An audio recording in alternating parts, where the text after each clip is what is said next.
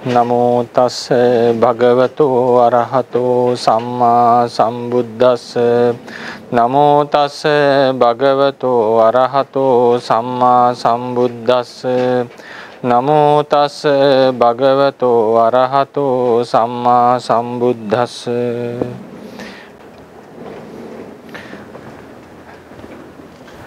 ගෞරවනීය ස්වාමීන් වහන්සේලා වරක් ප්‍රමුඛ මහා සංඝරත්නයේ අවසරයි. අද දවසේදී අපි සාකච්ඡා කරන්න බලාපොරොත්තු වෙන්නේ නාමය සම්බන්ධයෙන්. ඒ නාම ධර්ම කියලා එකක් තියෙනවා කියන එක අපි තේරුම් ගත්තා. ඒ නාම ධර්ම අනාත්මයි කියලා සලකන්නට තියෙන පදනම හේතුව කියන එකයි අපි සාකච්ඡා කරන්නට බලාපොරොත්තු වෙන්නේ. ඉතින් මෙතෙක් වෙලා අපි දවස් කිහිපයක්ම සාකච්ඡා කරන්නට යෙදුනා කොහොමද අපි ප්‍රායෝගිකව සිත කියන එක නැත්නම් මනස කියන එක තේරුම් ගන්න කියලා. ඒකට අපි සාමාන්‍යයෙන් බටහිර චින්තනයේ දැක්වෙන ක්‍රමවේද කිහිපයකුත් අනුගමනය කරලා විමසගෙන එනකොට අපි තේරුම් ගත්ත අවසානයේදී භෞතිකවාදයට විස්තර කරන්නට බැරි මූලිකම સિદ્ધාන්තය තමයි මේ මනස කියන එකේ තියෙන අන්ඩර්ස්ටෑන්ඩින් අවබෝධය තේරුම් ගන්නවා කියන සංසිද්ධිය. යමක් තේරුම් ගන්නවා අවබෝධ කරගන්නවා කියන සංසිද්ධිය විස්තර කරන්නට ක්‍රමයක් නැහැ භෞතිකවාදයේ ඉඳලා. ඊට පස්සේ තවත් එකක් තමයි භෞතිකවාදයේ හිටියොත් ඒකාන්තයෙන් මේ සිද්ධ වෙන සියලුම දේවල් නියතවාදයකට යනවා. ඒ කියන්නේ අපි අතප්පයක් එසවීම ඊට පස්සේ දැන් මේ දේශනාව බහනවා නම් ඒ අහන එකත් කලින්ම නියත වෙලා තිබිලා තියෙනවා. ඒක අහන එක අතරමඟ නැවැත්තුවොත් ඒකත් කලින්ම නියත වෙලා. එහෙම නැතුව මම මේ කියන හැම වචනයක්ම කලින් ගණනය කිරීමක් කරන්නට පුළුවන් නියතවාදයකට මේක පත් වෙලා තියෙනවා. ඒක තමයි භෞතිකවාදයේදී එන ඊළඟ ගැටලුව. ගැටලුව කියලා කියන්නේ ඒක ඒ විදිහට තමයි විස්තරවන්නට වෙන්නේ. එතකොට මේ සියල්ලටම යම් හේකින් අපි නියතවාදයෙන් බැහැරට යනවා නම් ඒ වගේම අවබෝධය කියලා දෙයක් පිළිගන්නවා නම් ඒක එන්නට අභෞතික වූ දෙයක් පැවැත්මක් තියෙන්නට ඕනේ. ඒ අභෞතික භවය තමයි අපි සාමාන්‍යයෙන් මනස කියලා සිත කියලා හඳුන්වන්නේ. ධර්මයේ ඒක නාම ධර්ම නැත්තම් සිත නමින් හඳුන්ලා තියෙන්නේ මෙන්න මේ දෙය. ඉතින් මේ සිත කියන එක අභෞතිකයක් වෙච්ච ගමන් ලෝකයේ කොටස් දෙකක් තියෙනවා. භෞතිකය සහ අභෞතිකය. භෞතිකය තමයි අපි දන්න රූපය. ඒක සාමාන්‍යයෙන් අවකාශයේ ඉඩක් ගන්න ඒ වගේම ස්පර්ශ කළ හැකි දෙයක් තමයි සාමාන්‍යයෙන් රූපය කියලා අපි හඳුනන පොදුවේ ගත්තම. ඉතින් රූප කලාපයක් වුණත් ඒ විදිහේ අවකාශයේ ඉඩක් ගන්න යම්කිසි ද්‍රව්‍යමය ස්වභාවයක් ඒකේ තියෙනවා. ඉතින් ඊළඟට බැලුවම අභෞතිකයක් වුණාම ඊට වෙනස් වූ ලක්ෂණ තමයි තියෙන්නේ. එහි අවකාශ ඉඩක් ගන්න බවක් නැහැ. එහි භෞතික ලක්ෂණ නැහැ. 아무ත් අපි අදිරියේදී කතා කරනවා නාම ධර්ම තේරවාදයේ කතා කරන නාම ධර්ම සර්ව සම්පූර්ණයෙන් භෞතික ලක්ෂණ වලින් තොරද කියන කතාව අපි දීර්ඝව සාකච්ඡාවට ගත යුතුයි. ඉතින් දැන් අපි පැමිණි තැන තමයි භෞතිකය සහ අභෞතිකය කියලා දෙකක් තියෙනවා. මේ අභෞතිකයේ සිත හේවත් නාම ධර්ම ලෙස අපි හඳුන්වනවා. මේ ඒක අපි කියන ද්විත්වවාදය කියලා. ඒ ද්විත්වවාදයේ තියෙන බෙදීම් කීපයක් අපි කතා කරන්නට යෙදුණා. ද්විත්වවාදයේදී සමහර කෙනෙක් කිව්වා මේ අභෞතිකය නැත්තම් නාමය කියන එක ආත්මයක් කියලා. එහෙම නැත්නම් රූපය ආත්මයක්, නාම රූප දෙකම ආත්මයක්, කොටසක් ආත්මයක් ආදී ලෙස කතා කරන්නට යෙදුණා. බුදුරජාණන් වහන්සේ දේශනා කරා නෑ මේ දෙකම අනාත්මයි. මේ ද්විත්වවාදයේ තියෙන භෞතික අභෞතික කියන ධර්ම දෙකම අනාත්මයි. ඊට පස්සේ ඒනුත් අභෞතිකයේ සම්බන්ධ ඊට පස්සේ අනාත්මය ගත්තට පස්සේ ඒ අනාත්මය හඳුන්වමත් හේතුන් නිසා මේක හටගෙන පරම්පරාව වශයෙන් පවතිනවා. හේතු නිරෝධයෙන් අනුත්පන්න ලෙස නිරෝධයටපත් වෙනවා කියන එක තමයි බුදුරජාණන් වහන්සේගේ දේශනාව උනේ. ඒතර අපි නිකන් සාමාන්‍යයෙන් chart එක ඇඳගත්තොත් ඒ අනාත්මය තේරුම් ගන්නට අපි උත්සාහවත් වෙන්නේ අද. ඉස්සලාම අපිට නා භෞතිකවාදය සහ ඒ කියන්නේ සාමාන්‍ය ලෝකේ කොටස් දෙකකට දර්ශනය බෙදෙනවා. භෞතිකවාදය, ද්විත්වවාදය.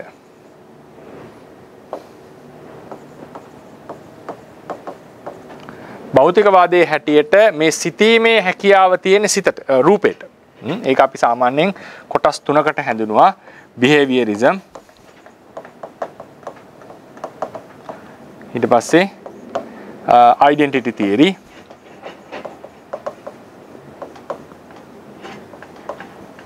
ඊළඟට functionalism.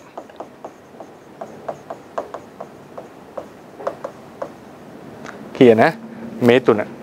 ඊට පස්සේ ද්විත්වවාදය ආවම ද්විත්වවාදයේ හැටියට අපිට හම්බ වෙනවා නාමය සහ රූපය කියලා කොටස් දෙකක්. නැත්නම් සිත සහ කය. සිත සහ කය. මේ ද්විත්වවාදෙත් ප්‍රභේද කිහිපයක් තියෙනවා. මම මේකෙන් අපි කතා කරන්නේ substantial dualism කියන එක.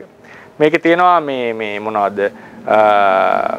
තව එකක් තියෙනවා. ඒක මට නම් මතකෙන්නේ නැහැ මේ ඒකට කියන්නේ quality attribute ඒ කියන්නේ ඒක ගති ලක්ෂණ වශයෙන් ඒ කියන්නේ ද්‍රව්‍ය වශයෙන් දෙකක් ලෙස කතා කරනවා. නැත්නම් හුදු ඇට්‍රිබියුට් එකක් ලෙස කතා කරනවා සිත කියන්නේ. ඒකට මම ඒක කතා කරන්න යන්නේ නැහැ. මොකද ඒකත් ගොහෝ දුරට භෞතිකවාදයට ගොඩාක් සමාන තැනක්.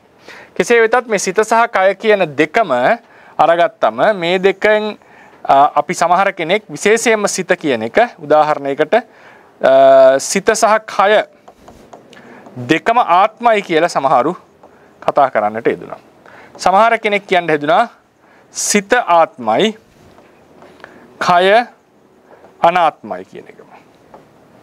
ඊළඟට කය ආත්මයි සිත අනාත්මයි.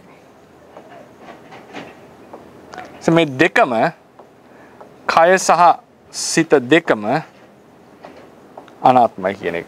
එතකොට බුදුරජාණන් වහන්සේගේ දේශනාව වැටෙන්නේ මෙන්න මේ කියන කොටසට. මෙන්න මේ කියන දෙයට. එයිනුත් ඊට පස්සේ ආත්ම අනාත්මවාදයට අපි කොටස් කීපයකට කැඩුවා. ඉබේ හටගත්ත සිතක් සහ කයක් තියෙනවා වෙන්නට පුළුවන්. ඊට පස්සේ ඒ සිත සහ කය කියන දෙක අදාළ වෙනස් හේතුවකින් හටගත්තා. දෙවියෙක් මෙව වගේ දෙයක් ගැන කතා කරන්න පුළුවන් කෙනෙක්. එහෙම වාද හරි දුර්ලභයි. ඊට පස්සේ ඒ සිත සහ කය කියන දෙක එකපාරට නිරුද්ධ වෙනවා තව තැනකදී කියලා. ඒක අවසානයේ විනාශයකටපත් වෙනවා කියලා කතා කරන්න පුළුවන්. සමහර කෙනෙක් තව දාදයක් තියෙනවා. සිත සහ කය කියන එක කර්ම ක්ලේශ වලින් හේතුවෙන් හටගෙන පැවතිලා කර්ම ක්ලේශ නිරෝධයෙන් අනුත්පාද නිරෝධයටපත් වෙනවා කියලා. ඒතර ඒක අපි නැවත මේක කොටස් හතරකට කැඩෙනවා. උදාහරණයකට සිත සහ කය අහේතුකව හටගත්තා. ඒක අපි සිත සහ කය අහේතුකයි. අහේතුකව හටගත්තා. ඊට පස්සේ සිත සහ කය විෂම හේතු. විෂම හේතු කියලා කියන්නේ කර්ම ක්ලේශ වලින් අන්‍ය වෙච්ච හේතුවකින් හටගත්තාය කියන එක. ඊට පස්සේ මේ සිත සහ කය නිරුද්ධ වේ විනාශ වේ යම් තැනක. ඊට පස්සේ සිත සහ කය කර්ම ක්ලේශ වලින් හටගෙන කර්ම ක්ලේශ නිසා හටගෙන කර්ම ක්ලේශ නිරෝධයෙන්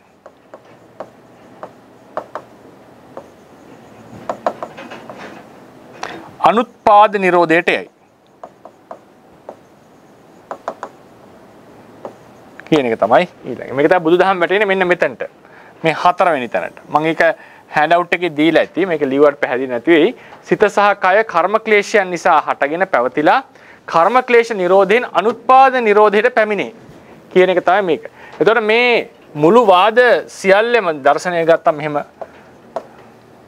කොටස් දෙකකට කැඩෙනවා. සිත පිළිබඳ දර්ශනය මෙහෙම ඇවිල්ලා මෙන්න මෙතනට තමයි බුදුරජාණන් වහන්සේ පැමිණලා තියෙන්නේ. මෙතනට පැමිණෙනකොට ඉස්සෙල්ලාම අපි තේරුම් ගන්නට ඕනේ භෞතිකවාදයෙන් ද්විත්වවාදයට ආවේ කොහොමද කියලා. භෞතිකවාදයෙන් ද්විත්වවාදයට එන තියෙන ප්‍රධානතම සාධකය තමයි understanding කියන එක. දැන් AI artificial intelligence වලට නැති දේ තමයි understanding. ඒකට functions පවත්වන්න පුළුවන්. ඒකට ඒ දේවල් කරන්නට පුළුවන්.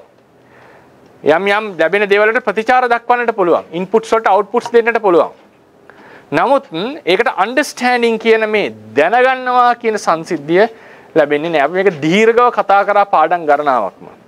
ඒතරේ දැනගැනීම, විඳීම, අත්දැකීම කියන සංසිද්ධිය උඩ ඒකාන්තයෙන් භෞතිකවාදයෙන් තොර වෙලා භෞතිකයට අමතරව අභෞතිකය තිබිය යුතුයි කියන තියෙන තැනට අපි වැවෙනවා. ඊට පස්සේ මේ අභෞතික විශේෂයෙන් මේ භෞතික අභෞතික දෙකම සම්බන්ධයෙන් ආත්ම සංකල්පය ඊළඟට පැන නගින ප්‍රශ්නයක්. ආත්ම සංකල්පය. ඒකෙදි මම අභෞතිකයේ භෞතිකයේ අනාත්ම භාවය ආත්ම භාවය ගැන කතා කරන්න යන්නේ නෑ අද. ඒකට හේතුව මේක භෞතිකය සම්බන්ධයෙන් පාඩමක් නෙවෙයි. භෞතිකයේ ආත්මවාදී අනාත්මවාදී තේරුම් කරන්න ලේසි. අනාත්ම භාවය. මොකද ඒක හුදු ඉඩක් ගන්න යම්කිසි අවකාශයක පැතිරිලා තියෙන සිතීමක් නැති අවිඥානික නැත්නම් ඒ කල්පනා කරන්නේ නැති අත්දැකීමක් ලැබෙන්නේ නැති හුදු ධර්ම ස්වභාවයක් නිසා පහසුවෙන්ම මෙහි අනාත්ම භාවයේ තේරුම් ගන්නට පුළුවන්. රූපය කියන එක. ඒ නිසා බුදුරජාණන් වහන්සේ දේශනා කරානේ අවිඥානික දෙයට ආත්මයක් ලෙස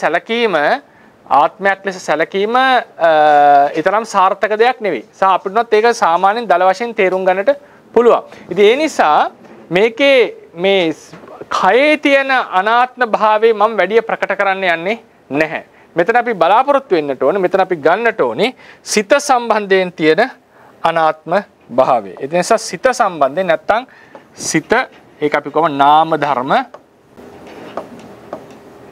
නැත්නම් නාම ධර්ම සිත හේවත් නාම ධර්ම කියන ඒවල ආත්ම අනාත්ම වාදය කතාව තමයි අපි ගන්නට යන්නේ.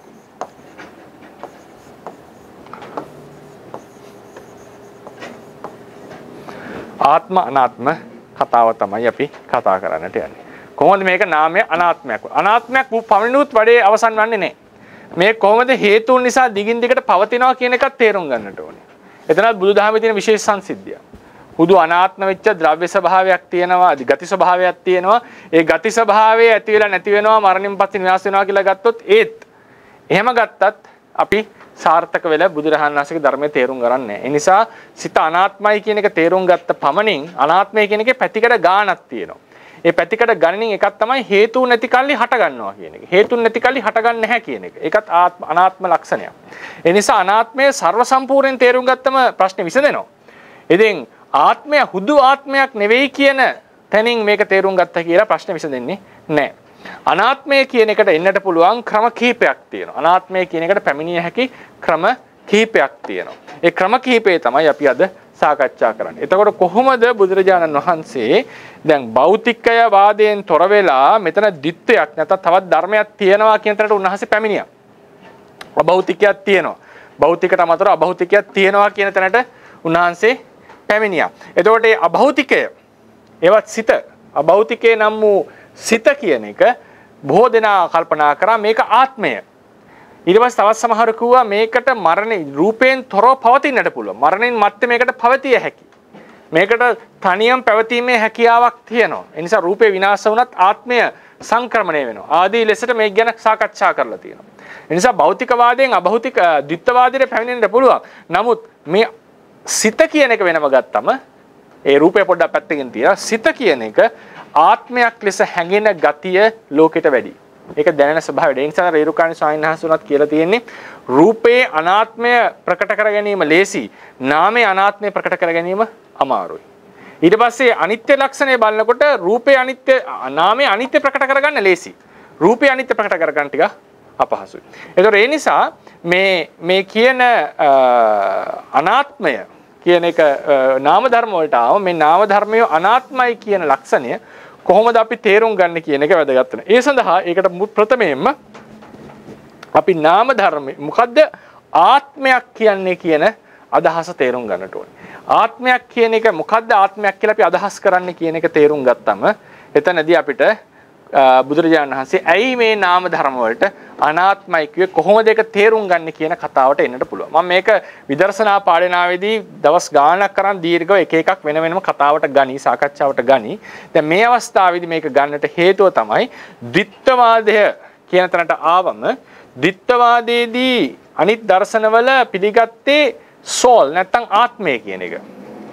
ඒ ආත්මය මරණින් මත්තේ පවතින්න පුළුවන් ධර්මයක් ලෙස කතා කරා. උනාසේ සංකල්පයෙන් බැහැර වුණේ කෙසේද කියන එක අපි විමසන්නට ඕනේ. ඒ කොහොමද එකෙන් බැහැර වුණේ කියන එක. ඉතින් ඒ නිසා ඒක විමසගත්තම අපිට තවත් එකක් තමයි බුදුරජාණන් වහන්සේ කියන පුද්ගලයා ගැන විශේෂ අවබෝධයක් අපිට ඇති වෙනවා. ඊළඟ එක තමයි මේ සිත සම්බන්ධයෙන් තවත් අපි ගැඹුරින් කල්පනා කරන්නට අපිට තේරුම් ගන්නට සමර්ථ වෙනවා. ඉතින් මෙතනදී අපි ආත්මය කියන කතාව ආත්මය කියන්නේ කවරක්ද කියන එක අපි විමසන්නට ඕනේ. සාමාන්‍යයෙන් ආත්මයක් කිව්වම එක ජීවිතයක ආත්ම එකයි තියෙන්නේ. ඒක පළවෙනි එක. ආත්ම දෙකක් නෑ කෙනෙක්ට. එක දෙයක්. ඒක මරණ ජීවිතයේ උප්පත්තියේ ඉඳලා මේක උප්පත්තිය නම් ඉඳලා මරණය තෙක්. එහෙම නැත්නම් භවයෙන් භවයට සසර පුරාවට මේක එකක් ලෙස යන එක තමයි සාමාන්‍යයෙන් ආත්මේ ලක්ෂණය. සමහරු කිය අදහසක් ආවා අඤ්ඤෝ කරෝති අඤ්ඤෝ පටිසංවේදීති කියලා. ඒ කියන්නේ එක ජීවිතයක ඉන්න ආත්මය වෙන ජීවිතයකදී වෙනස් කියලා. නමුත් ඒ ජීවිතය ඇතුලේ ආ එකයි. ඒ නිසා ආත්මය එකක් කියලා ගන්නකොට ඒකේ ක්‍රම දෙකකට ගන්නවා අපි. එක ජීවිතයක් ඇතුලේ සහ සාංශාරික වශයෙන්. ඒක නිසා සාමාන්‍යයෙන් අපි අහන්නේ අපේ ජීවිතේ මමලා දෙන්නෙක් නැහැ කියලා කියන්නේ. මම කියලා දෙන්නෙක් නැහැ. there are no two I capital I's කියලා කියනවා. I කියලා කොහොම S දෙක කියන අර්ථයෙන් නෙවෙයි. capital I මම කියලා දෙන්නෙක් මේ ලෝකේ ජීවිතේක නැහැ. ඒකට හේතුව තමයි මේක එක ධර්මයක් ලෙස සලකන එක. එකක් ලෙස තමයි වැටහෙන්නේ. ඔය භෞතිකවාදයේ තියෙන තව ගැටලුවක්. භෞතිකවාදයේ තියෙන තරකය තමයි රූපය සමර්ථයි නෙමෙයි දැන් understanding කියන එක ඕන කෙනෙක් පිළිගන්න දෙයක් නේ. understanding කියන එක ඒ ක්‍රියා කිරීමේ හැකියාව කියන එක තියනවා කියන එක වැටහෙනවා. මේක රූපේම හැකියාවක් කියලා සමහරව තර්ක කරනවා. ඒක තමයි තර්කය. රූපේම මේ හැකියාව තියෙනවා. එතකොට ඒකෙදි තියෙන තවත් ප්‍රබලම ගැටලුවක් තමයි මේ මොළය නම් මේ ක්‍රියාව සිද්ධ කරන්නේ. අපි හැමෝම දන්නා මොළය තමයි ඒකට responsible තමයි භෞතිකවාදයේ හැටියට. වෙන අවයවයක් නෙවෙයි. ඒතර මොළය මේ තරම් ලොකු විශාල සංකීර්ණ මොළය සිතීම සිද්ධ කරනවා නම් ඇයි අපිට මේ එක සිතක් තියනවා වගේ හැඟෙන්නේ? මෙතන එක්කෙනෙක් ඉන්නවා වගේ. ඇයි මේ ඔක්කොම එක්ස්පීරියන්ස් එක කෙනෙක්ට ගොනු වෙලා තියෙන්නේ?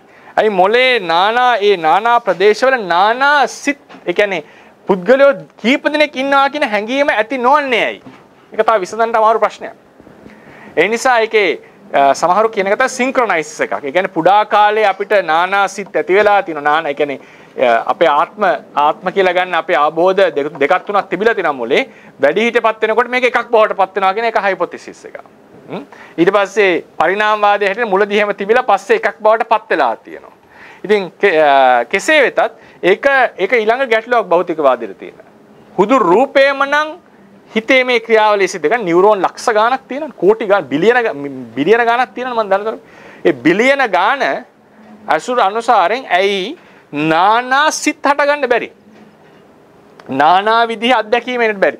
හරි අත්දැකීම් ඇවිල්ලා ප්‍රබල එක මතුවෙනවා විතර. නමුත් ඇයි අපිට හැමතිස්සෙම එකක් විතරක් දැනෙන්නේ? අපිට හැමතිස්සෙම එකයි ප්‍රකට වෙන්නේ. එතකොට අනිත් ඒවා අප්‍රකට වීමක් වෙනවා ප්‍රබලත්වය නිසා. නැත්තම් මේ සියල්ලම එක එක හටගෙන ඒවා ඒකත්වයකට පැමිණිලා අපිට පැමිණෙනවා. ඒකට common experience එකක් තියෙන consciousness එකක් වෙනවද? එහෙමත් එකක් තියෙනවා නේද? common experience එකක් තියෙන consciousness එක. එතකොට දැනට තියෙන පිළිගත් අදහස් තමයි global space කියලා මොලේ තියෙනවා. ඒකේ ගොඩාක් ඇති වෙනවා සංවේදනා. ඊට පස්සේ ඔක්කොම එකතු කරලා තමයි එකක් ලෙස අපිට අදහස එන්නේ කියන එක. ඉතින් නමුත් මේක ඇයි වෙන්නේ මෙහෙම දෙයක්? භෞතිකවාදයේ තිබුණා නම් ඇයි නානා සිත් ඒ කියන්නේ මම කියන එක තේරෙනවා ඇති මේ රූපය ඇතුලේ ඇයි ආත්මවල කීපයක් වෙන්නේ නැත්තේ? ඇයි මෙහෙමත් හිතෙනවා මෙහෙම අර අපි කියන්නේ ෆිල්ම් වල අපි කතා කරන්නේ සමහර දකින්නේ අර නපුරු මිනිස්සුත් කතා කරනවා Taman තුල ඉන්න හොඳ මිනිස්සුත් කතා කරනවා දෙන්නම අර ෆයිට් එකක් ගිහලා අන්තිමට තීරණය කරන්නේ Taman මොකද්ද කරන්න ඕනේ කියලා. අපි එහෙම පෙන්නන්නේ අර ප්‍රොඩක්ට් විෂුවල් කරලා. ඒ වගේ ඇයි මේ ඔළුව ඇතුලේ නානා සිතිවිලි නානා පුද්ගලයෝ ඉන්නේ නැත්තේ? එක පුද්ගලයෙක්ට කොටු උනේ මේක කොහොමද කියන එක භෞතිකවාදයේ විස්තර කරන්න තියෙන තව පහසු දෙයක්. ඉතින් ඒ නිසා අපි හැමෝම පිළිගන්න දෙයක් තමයි භෞතිකවාදියෙක් වේවා ද්විත්වවාදියෙක් වේවා ආත්ම එකයි. ඒ කියන්නේ එක පුද්ගලයයි. ඒ නිසා ආත්මයේ තියෙන ලක්ෂණයක් තමයි එක්කෙනෙක් කියන එක. එක්කෙනෙක් කියන එකෙන් ගත්තම ඒක මුළු ජීවිත කාලය පුරාවටම එක්කෙනෙක්නේ. අපි කවදාවත් කියන්නේ නැහැනේ කුඩා කාලේ හිටපු වෙන කෙනෙක් දැන් ඉන්නේ වෙන කෙනෙක් කියලා. ඒ මමම කියලානේ කියන්නේ. යම් වෙනස්කම් වලට භාජනය වෙලා තියෙනවා. රූපේ වෙනස් වෙලා තියෙනවා. අපේ හැඟීම් වෙනස් වෙලා තියෙනවා. අපේ කැමැත්තවල වෙනස් වෙලා තියෙනවා. නමුත් මේ හැමතැනම හිටපු එක්කෙනෙක් ඉඳලා තියෙනවා. ඒක සත්‍යයන් තුළ තියෙන මූලිකම සංකල්පයක්. ඒක තිරසන් සතාරක් තියෙන එකක්. මූලික ගතියක් මේ මෙතන මේ මුළු ප්‍රවාහය මුළු ජීවිත කාලය පුරාම අත්දැකීම් විදු පුද්ගලයෙක් ඉන්නවා කියන එක. ඒ නිසා ඒක ආත්ම සංකල්පයේ පළවෙනි එක. එක්කෙනෙක් කියන එක. ඒක අතුරත් කරන්නට ඕනේ මේක නොවෙනස් වන කෙනෙක්. නොවෙනස් වෙනවා කියලා කියන්නේ වෙනස් වීමට භාජනය වෙනවා. නමුත් ඒක හරියට මෙහෙම. ඒ කියන්නේ වෙනස් වීම වලට භාජනය වෙලා තියෙනවා අපේ ජීවිතේ. ඒක අපි හැමෝම පිළිගන්න එක. වෙනස් වීමට භාජනය වෙලා තියෙනවා. හටගෙන නැතිවීම තියෙනවා. ඒ රූපේ සහ සිතිවිලි වගේ දේවල්. අපේ හැඟීම් ආසාවල් වගේ දේවල්. නමුත් මේ හරය වෙනස් වෙලා නැහැ. හරය වෙනස් වෙලා නැහැ. අපි එහෙමයි හිතන්නේ ආත්මය ගැන හිතනකොට. මම මේ ආත්මය කියන්නේ මොකක්ද කියලා විස්තර කරන්නේ.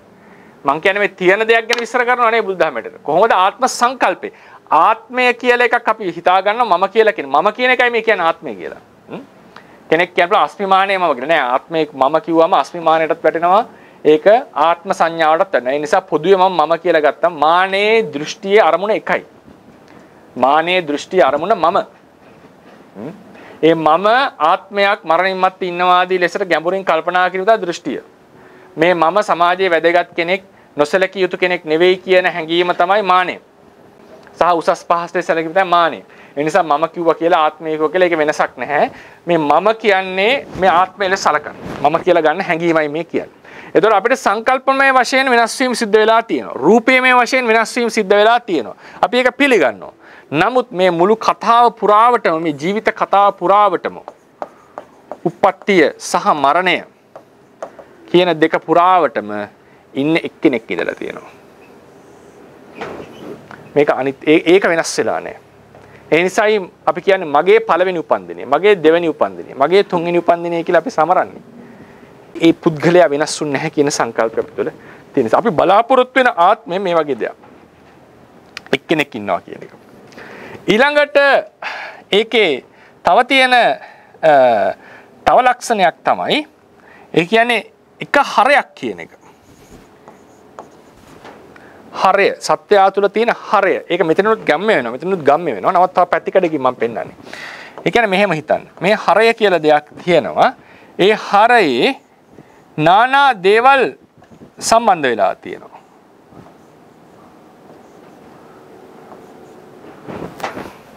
ඒ කියන්නේ උදාහරණයකට මේ සම්බන්ධ වෙලා තියෙන ඒවා ගත්තොත් එහෙම මේ එකක් තමයි අපි නානා වර්ණ වලින් පොඩ්ඩක් පාට කරලා ගමු. මේ එකක් තමයි රාගය. මේක තව එකක් තමයි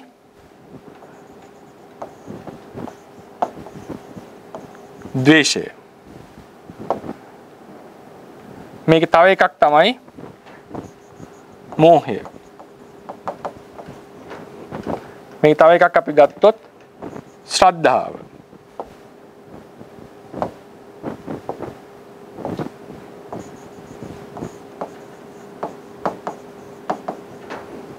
මේක තවත් එකක් අපි ගත්තොත් ප්‍රඥාව, නුවණ. මේ ලක්ෂණ තියෙනවා. එතකොට අපි සාමාන්‍යයෙන් හරය ලෙස සලකන්නේ එහෙම හරය කියලා අදහස් කරේ ආත්මය යනු මම යනු මේ සියලු ගති ස්වභාව වලට හිමිකරුවා. මේ ගති ස්වභාව වල හිමිකරුවා. සමහරට ඒ ගති ස්වභාවත් ආත්මය ලෙස අපි සලකනවා. නමුත් ඊටතර ගැඹුරින් තියෙන අදහසක් තමයි මම කියලා කෙනෙක්ට මේ ගති ස්වභාව තියෙනවා කියන එක. ඒකින්ද මතක තියාගන්න මම මේ විමසනකොට අත්තනිය කියලා දෙකක් තියෙනවා. ආත්මය සහ ආත්මයට අයිති කියන සංකල්ප ගත්තම ආත්මයට අයිති දෙයක් මම පෞද්ගලිකව දකින ක්‍රමයට ආත්මයට අයිති දෙයක් කියලා හිතන එක ඒ අදහස දුරු කරන්න ටිකක් අමාරුයි. ආත්මයට අයිති දෙයක්. උදාහරණයට ද්වේෂය ආත්මය නෙවෙයි කියලා දකින්න පුළුවන් අපිට. හැබැයි ද්වේෂය ආත්මයට අයිති දෙයක් කියන එක දුරු කරන්න ටිකක් අමාරුයි. ද්වේෂයේ ලක්ෂණ විමසන් යනකොට නෑ මේක නම් ආත්මය වෙන්නට බෑ කියලා තේරෙනවා. නමුත් මේ ද්වේෂය තව අපි නොවිමසපු ආත්මයකට සම්බන්ධයි කියන හැඟීම සාමාන්‍යයෙන් ඇති වෙන්න පුළුවන් දෙයක්. ඒක දුරු කරන්න අමාරු අදහස. ඒකට කියන අත්තනිය කියන අදහස. අත්තනිය අපි සාමාන්‍යයෙන් ධර්මයේ කියනවා. අත්ත කියන්නේ ආත්මය, අත්තනිය ආත්මයට අයිති කියන එක. මම මේ කතා කරන්නේ මේ ගොඩක් තැන්වල අත්තනිය මත පිහිටලා. එතකොට හරය ආත්මය මේ ගති ස්වභාව, හැඟීම්, සතුට, ප්‍රීතිය, දුක, දෝමනස්සය, මෝහය, ශ්‍රද්ධාව, ප්‍රඥාව මේ සියල්ලම ආත්මයට අයිති දේවල්. ආත්මයට අයිති දේවල්. ඒක අපි මෙහෙම පාටින් ගත්තොත් නුවණ. තව එකක් අපි දාමු. තව පාටක් සතුට.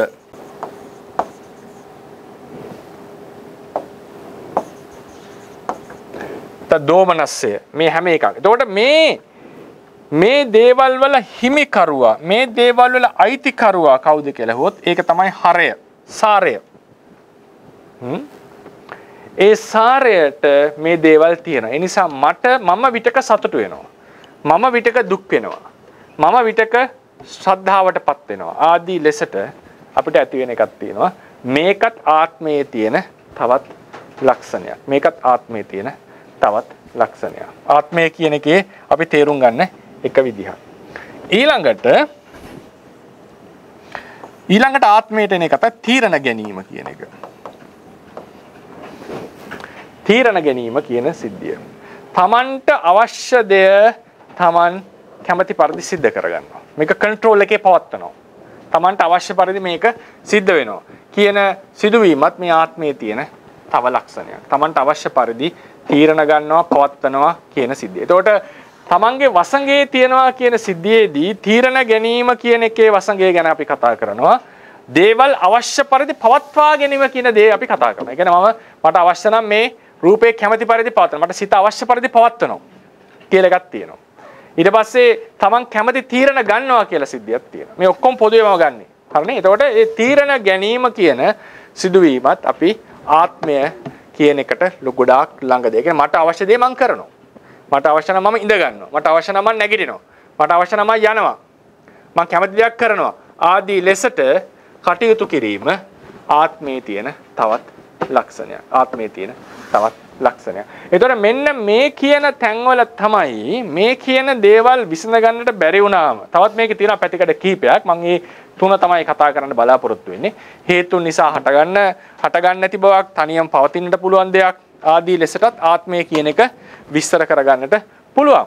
ඉතින් මෙන්න මේ කියන පැතිකඩ තුනෙන් අපි කෙටියෙන් අද කොහොමද මේ චිත්තචෛසික ධර්මයෝ ආත්මයක් නොවන්නේ මේ ලක්ෂණ වලින් තොරවන්නේ කෙසේද කියන එක අපි කතා කරන්න බලාපොරොත්තු. ඒකෙන් කියන්නේ තීරණ ගන්න බෑ කියන එක නෙවෙයි, තීරණ ගැනීම කොහොමද සිද්ධ වෙන්නේ කියන එක අපි විස්තර කරගන්නවා. මෙතනදී ඊළඟට අපි කතා කරන්න ඕන දෙමයි මානසිකව තියෙන සිදුවීමක්, සයිකොලොජිය. සයිකොලොජිය තමයි උදාහරණයකට අපි රාත්‍රියේ ගමනක් යනකොට අපි දැක්කොත් කණුවක් අමනුෂ්‍යෙක් කියලා බය වෙනවා. ඊට පස්සේ අපි ලයිට් එළියක් ගහලා නැත්නම් කවුරු එතනින් යනකොට අපි ඒක අමනුෂ්‍යෙක් නෙවෙයි කණුවක් කියලා දැනගත්තට පස්සේ අපිට ඒක සම්බන්ධයෙන් ආය බයක් ඇති කරගන්න බෑනේ. ඕනනම් අපිට මොකක් හරි දැකපු ෆිල්ම් එකක් ගැන මතක් කරලා චිත්‍රයක් ගැන මතක් කරලා බයක් ඇති වෙන්න පුළුවන්. නමුත් ඒ සිද්ධියට සැබෑ බය උපදින්නේ නැහැ ඊට පස්සේ.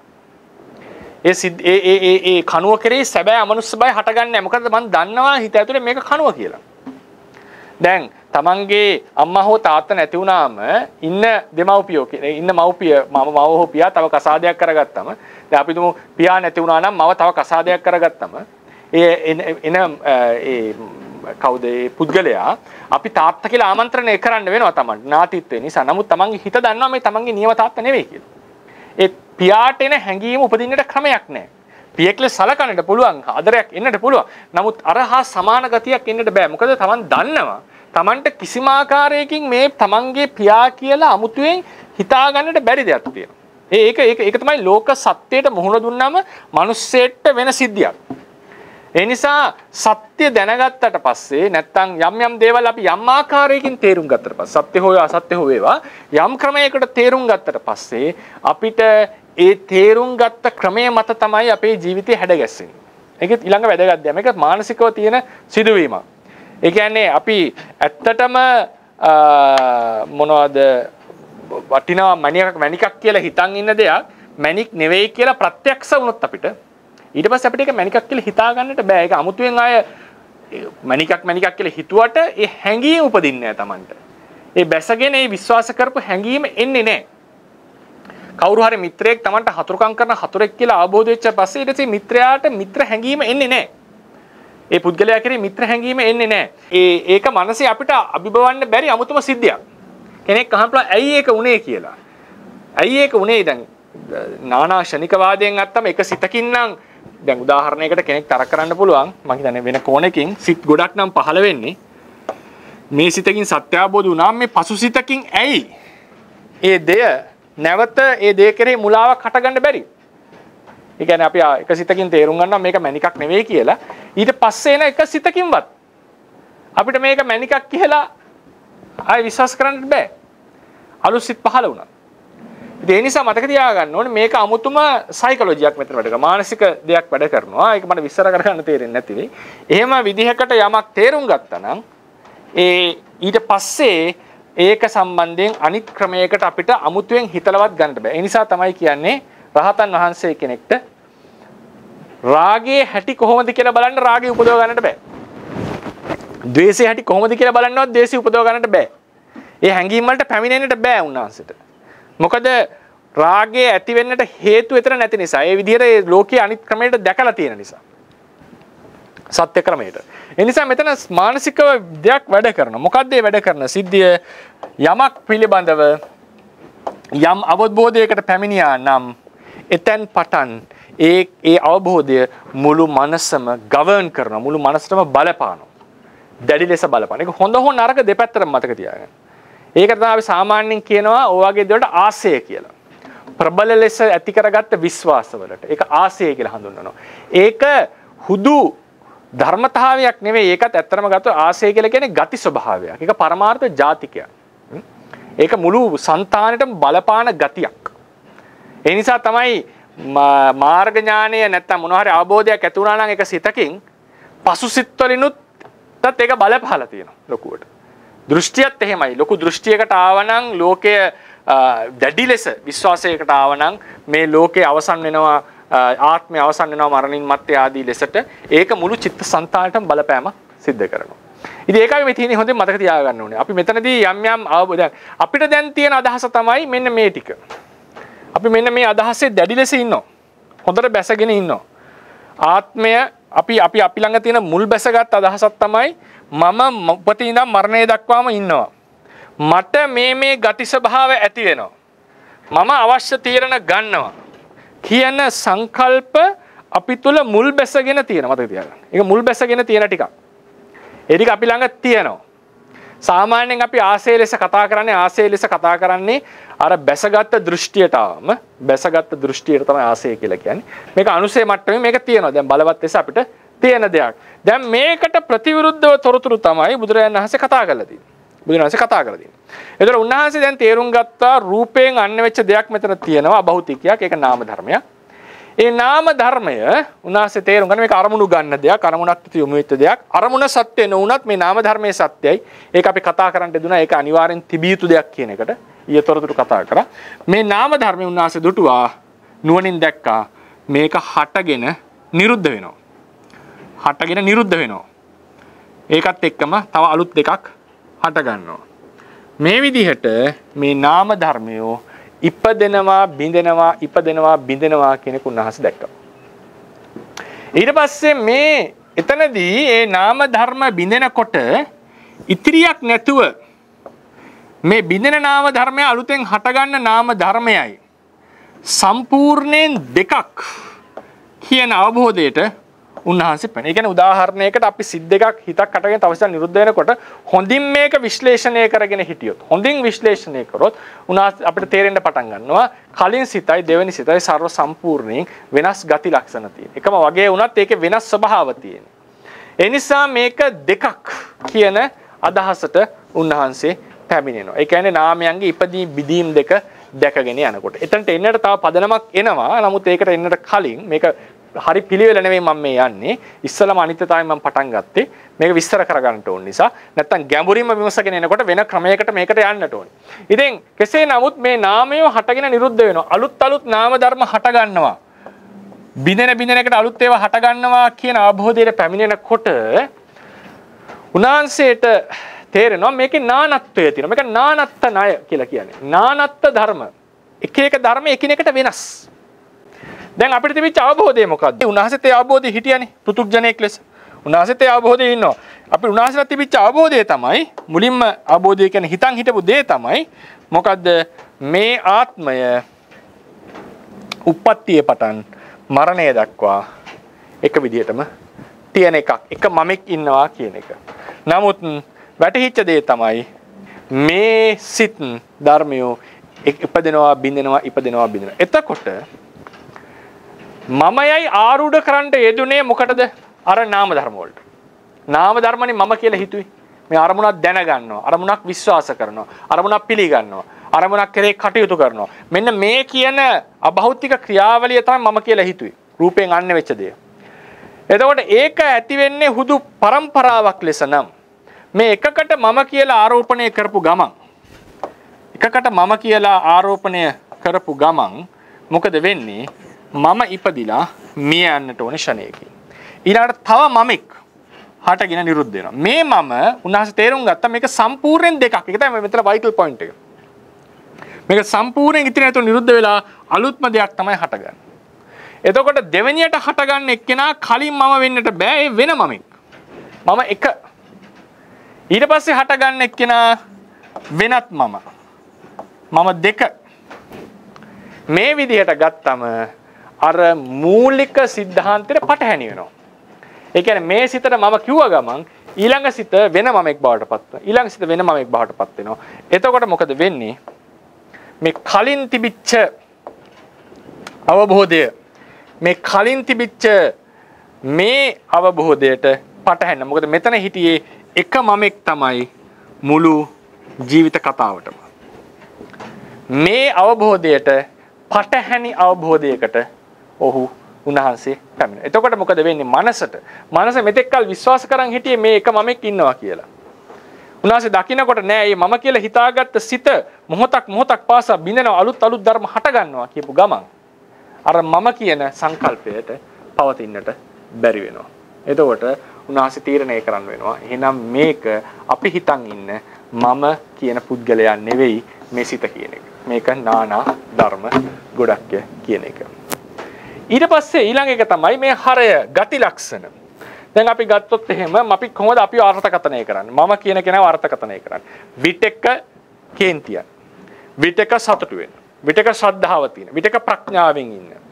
හොඳ නරක දෙකම සහිත කෙනෙක් තමයි මම කියලා අපි අර්ථ ගන්න. ඒ කියන්නේ අපි කියන්නේ සාමාන්‍ය මගේ හොඳ පැත්තක් තියෙනවා නරක පැත්තක් තියෙනවා. සමහරලාට ඉස්සර නම් මගේ ශ්‍රද්ධාව වැඩි දැන් අඩුයි. ඉස්සරට වඩා දැන් වැඩි ශ්‍රද්ධාව. දැන් වීර්යමය දවස්වල වැඩි සමහර කාල අඩුයි. ඉතින් මේ විදිහට අපි නිර්වචනය කරනවා මම කියන හරය වෙනස් කළා නෑ අපි. මේ මම ඒ ගති ලක්ෂණ වලින් යුක්තයි කියන එක තමයි තිබිච්ච දේ. බුදුරජාණන් වහන්සේ මෙතනදී කරන දේ තමයි ඒක ඉතාම වැදගත් සිද්ධියක්. මම මේක උදා ගන්න. මේ හරය ලෙස ගත්තම මේ මම කියන හරයට සම්බන්ධ මේ දේවල් මේ ගති ස්වභාව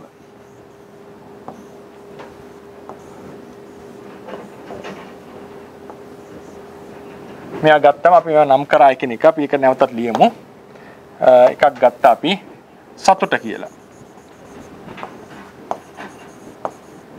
තව එකක් ගත්තා ලෝභය කියලා. අපි ටික වෙන ඒවත් ගමුකෝ මේකට අපි දෝමනස්සය.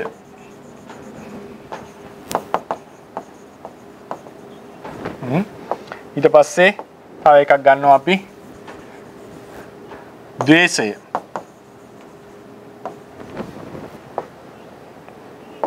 තවත් විදිහකට මේක ශ්‍රද්ධාව. මේ ගති ස්වභාව අපිට තියෙන ඒවා. ඊළඟට එනවා ප්‍රඥාව. තවත් ගති ස්වභාවයක් ගත්තොත් මේක කරුණාව. තවත් අපි නොවැදගත් ගති ස්වභාවයක් කරගත්තොත් මෝහය.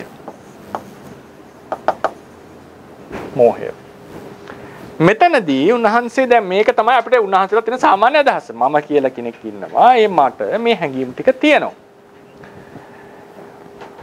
මෙතනදී සිද්ධ වෙන දේ තමයි මේ ගති ස්වභාව, මේ චරිත ලක්ෂණ නැත්නම් හැඟීම් එකෙක් වෙන වෙනම අධ්‍යයනයට ලක් කරනවා.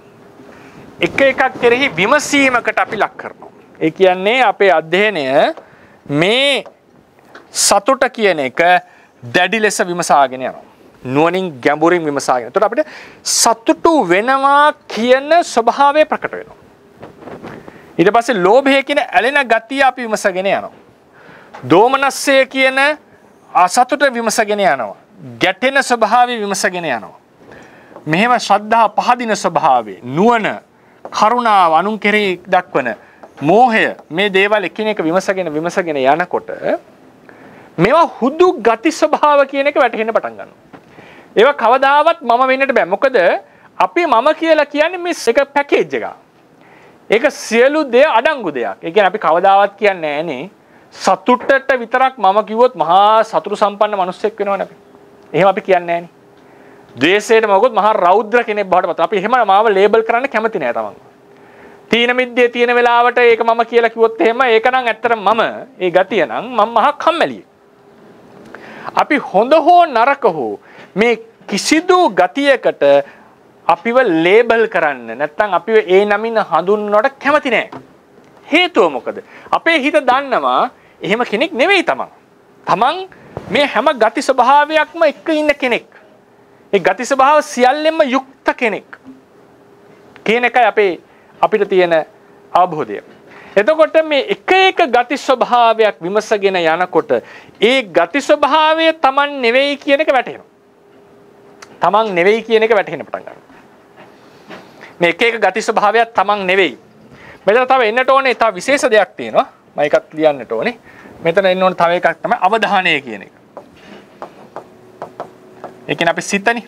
සිතේ කෘත්‍යය. ඒකත් අපි විමසනවා.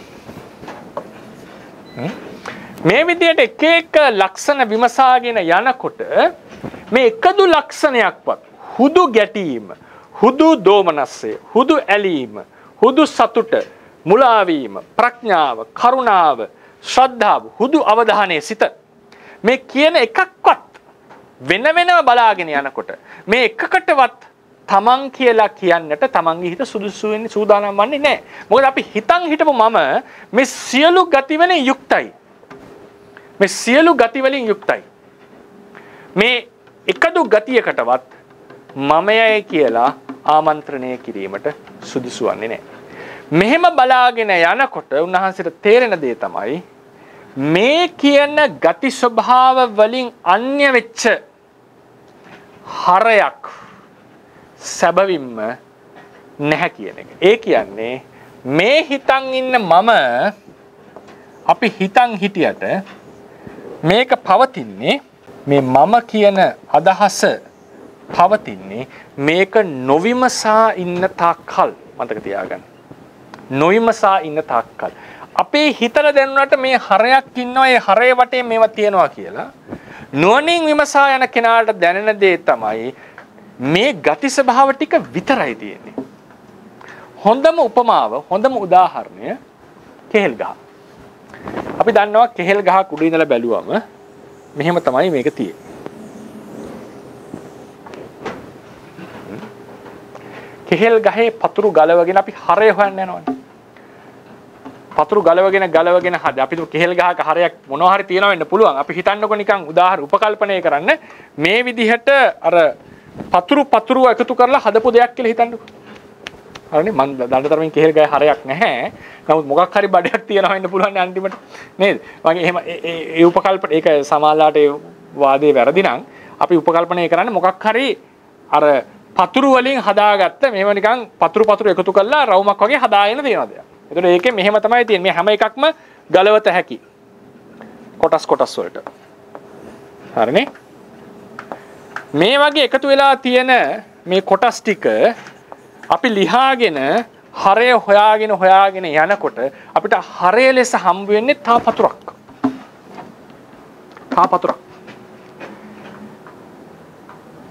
ඒ පතුරකින් අමතරව හරයක් දකින්නට බෑ. මේක තමයි මේ ගවේෂණයේ සිද්ධ වෙන්නේ. ගති ස්වභාව ටිකක් තියෙනවා. ඇලෙනවා, ගැටෙනවා, අවධානය දෙනවා, මුලා වෙනවා ආදී ලෙසට. ඒ ගති ස්වභාව එකිනෙක විමසගෙන යනකොට තේරෙනවා මේ එකක්වත් මම වෙන්නට බෑ. මොකද සතුටට මම කියන්නට අපේ හිත කැමති නෑ.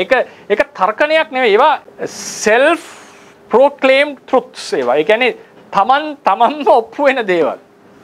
සමහර දේවල්. ඔය දර්ශනයේ තියෙනවනේ ඩොග්මටිසම් ස්කෙප්ටිසම් දෙකේ තියෙනවා. ඩොග්මටිසම් ස්කෙප්ටිසම් කියන එක ඩොග්මටිසම් කියන කට්ටිය විශ්වාස කරනවා සත්‍ය අත්දකින්නට පුළුවන් කියන එක. එතකොට ඒ කට්ටියකින් සමහරව ඉන්නවා ෆන්ඩමෙන්ටලිස්ට්ලා. ඊට පස්සේ සමහරව ඉන්නවා පොඩ්ඩක් එකට වෙනස් මට වචන මතක් වෙන්නේ. ඒ සමහරුන්ගේ අදහසක් තමයි සමහර සත්‍යයන් අමුතුවෙන් ඔප්පු කරන්න දෙයක් නැහැ. ඒවා ස්වභාවයෙන්ම සත්‍යයි. ඒවා අය ඔප්පු කරන්න දේවල් නෙමෙයි. ඒක අපේ බුදුදහම වැටෙන්නේ එතනට.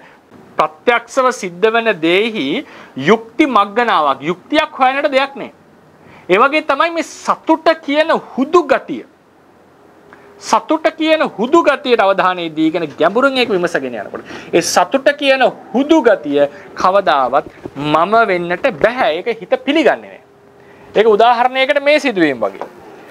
මෙහෙම දෙයක් වෙනකොට මේ මම ඉපදෙනවා බිඳෙනවා අලුත් මමලා ඉපදෙනවා බිඳෙනවා කියලා දැක්කම අපේ හිත තිබුණ එක මමෙක් ඉන්නවා කියලානේ. අපි ඉස්සලා හිතන් හිටියේ එක මමක් ඉන්නවා මේ මුළු කතාවෙම.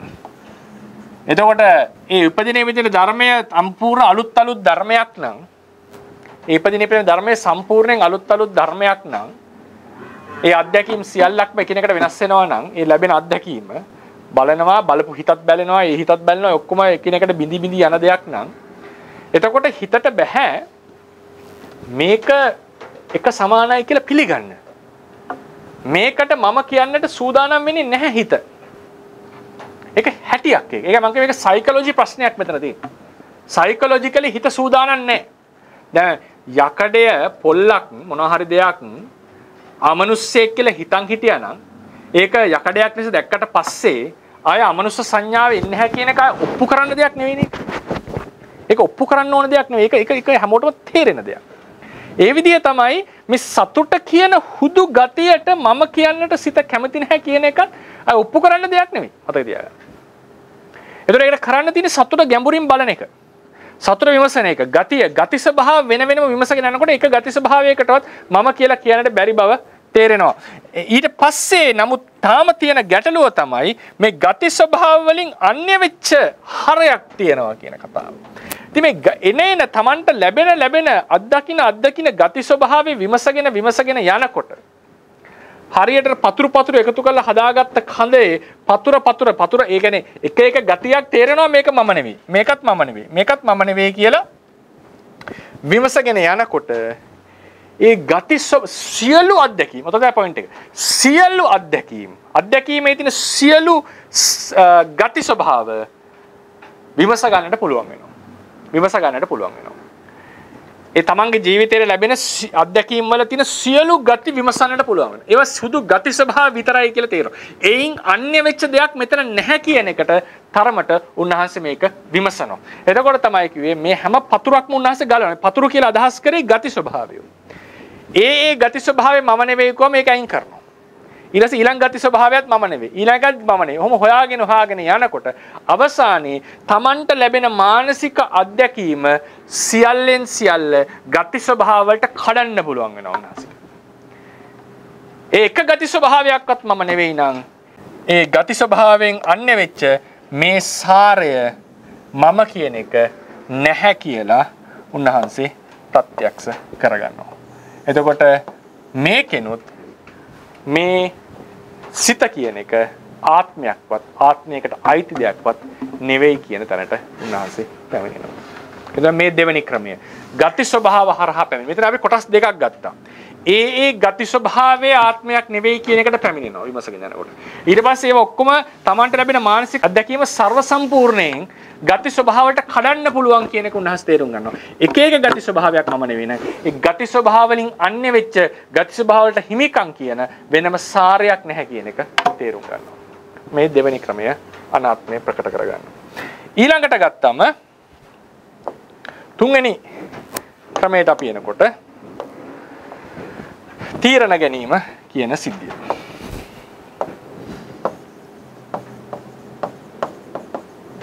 මේ වෙනකොට පැමිණිච්ච දේ තමයි මේක අලුත් වෙනම සිත් ගොඩක් වෙනම ධර්ම ගොඩක් ඒ එකම අත්දැකීමක් නැත්තම් මුළු කතාවෙම තියෙන අත්දැකීම් වෙන්න පුළුවන් එක අත්දැකීමකට උන්වහන්සේ චිත්තුප්පාදයට කලන උන්වහන්සේ. ඒ කියන්නේ මේ එක අත්දැකීමක් අරගත්තම ඒකේ තියෙන අවධානය දීම විඳීම හැඳිනීම මෙන්න මේ කියන ඔක්කොම තියෙනවා. මේ එක එකට වෙන වෙනම අවධානය දෙන්න එක චිත්තුප්පාදයට කඩා ගන්න. ඒක චිත්තුප්පාදයේ බුදුරජාණන් වහන්සේ කැඩුවා මුන්වහන්සේට තේරෙනවා මේකේ තියෙන්නේ පැතිකඩ එක එක ගති ස්වභාව පැතිකඩනේ ගති ස්වභාව ටිකක්. ඒ ගති ස්වභාව හැර එක චිත්තුප්පාදයේ ඇතුළෙත් ආත්මයයි සැලකිය යුතු ආත්මය කියලා උපකල්පනය කළ යුතු දෙයක් නැහැ. උපකල්පනය නෙමෙයි නම් කළ යුතු දෙයක් නැහැ. මොකද හුදු අවධානයට මම කියන්න කැමති නෑ අපි.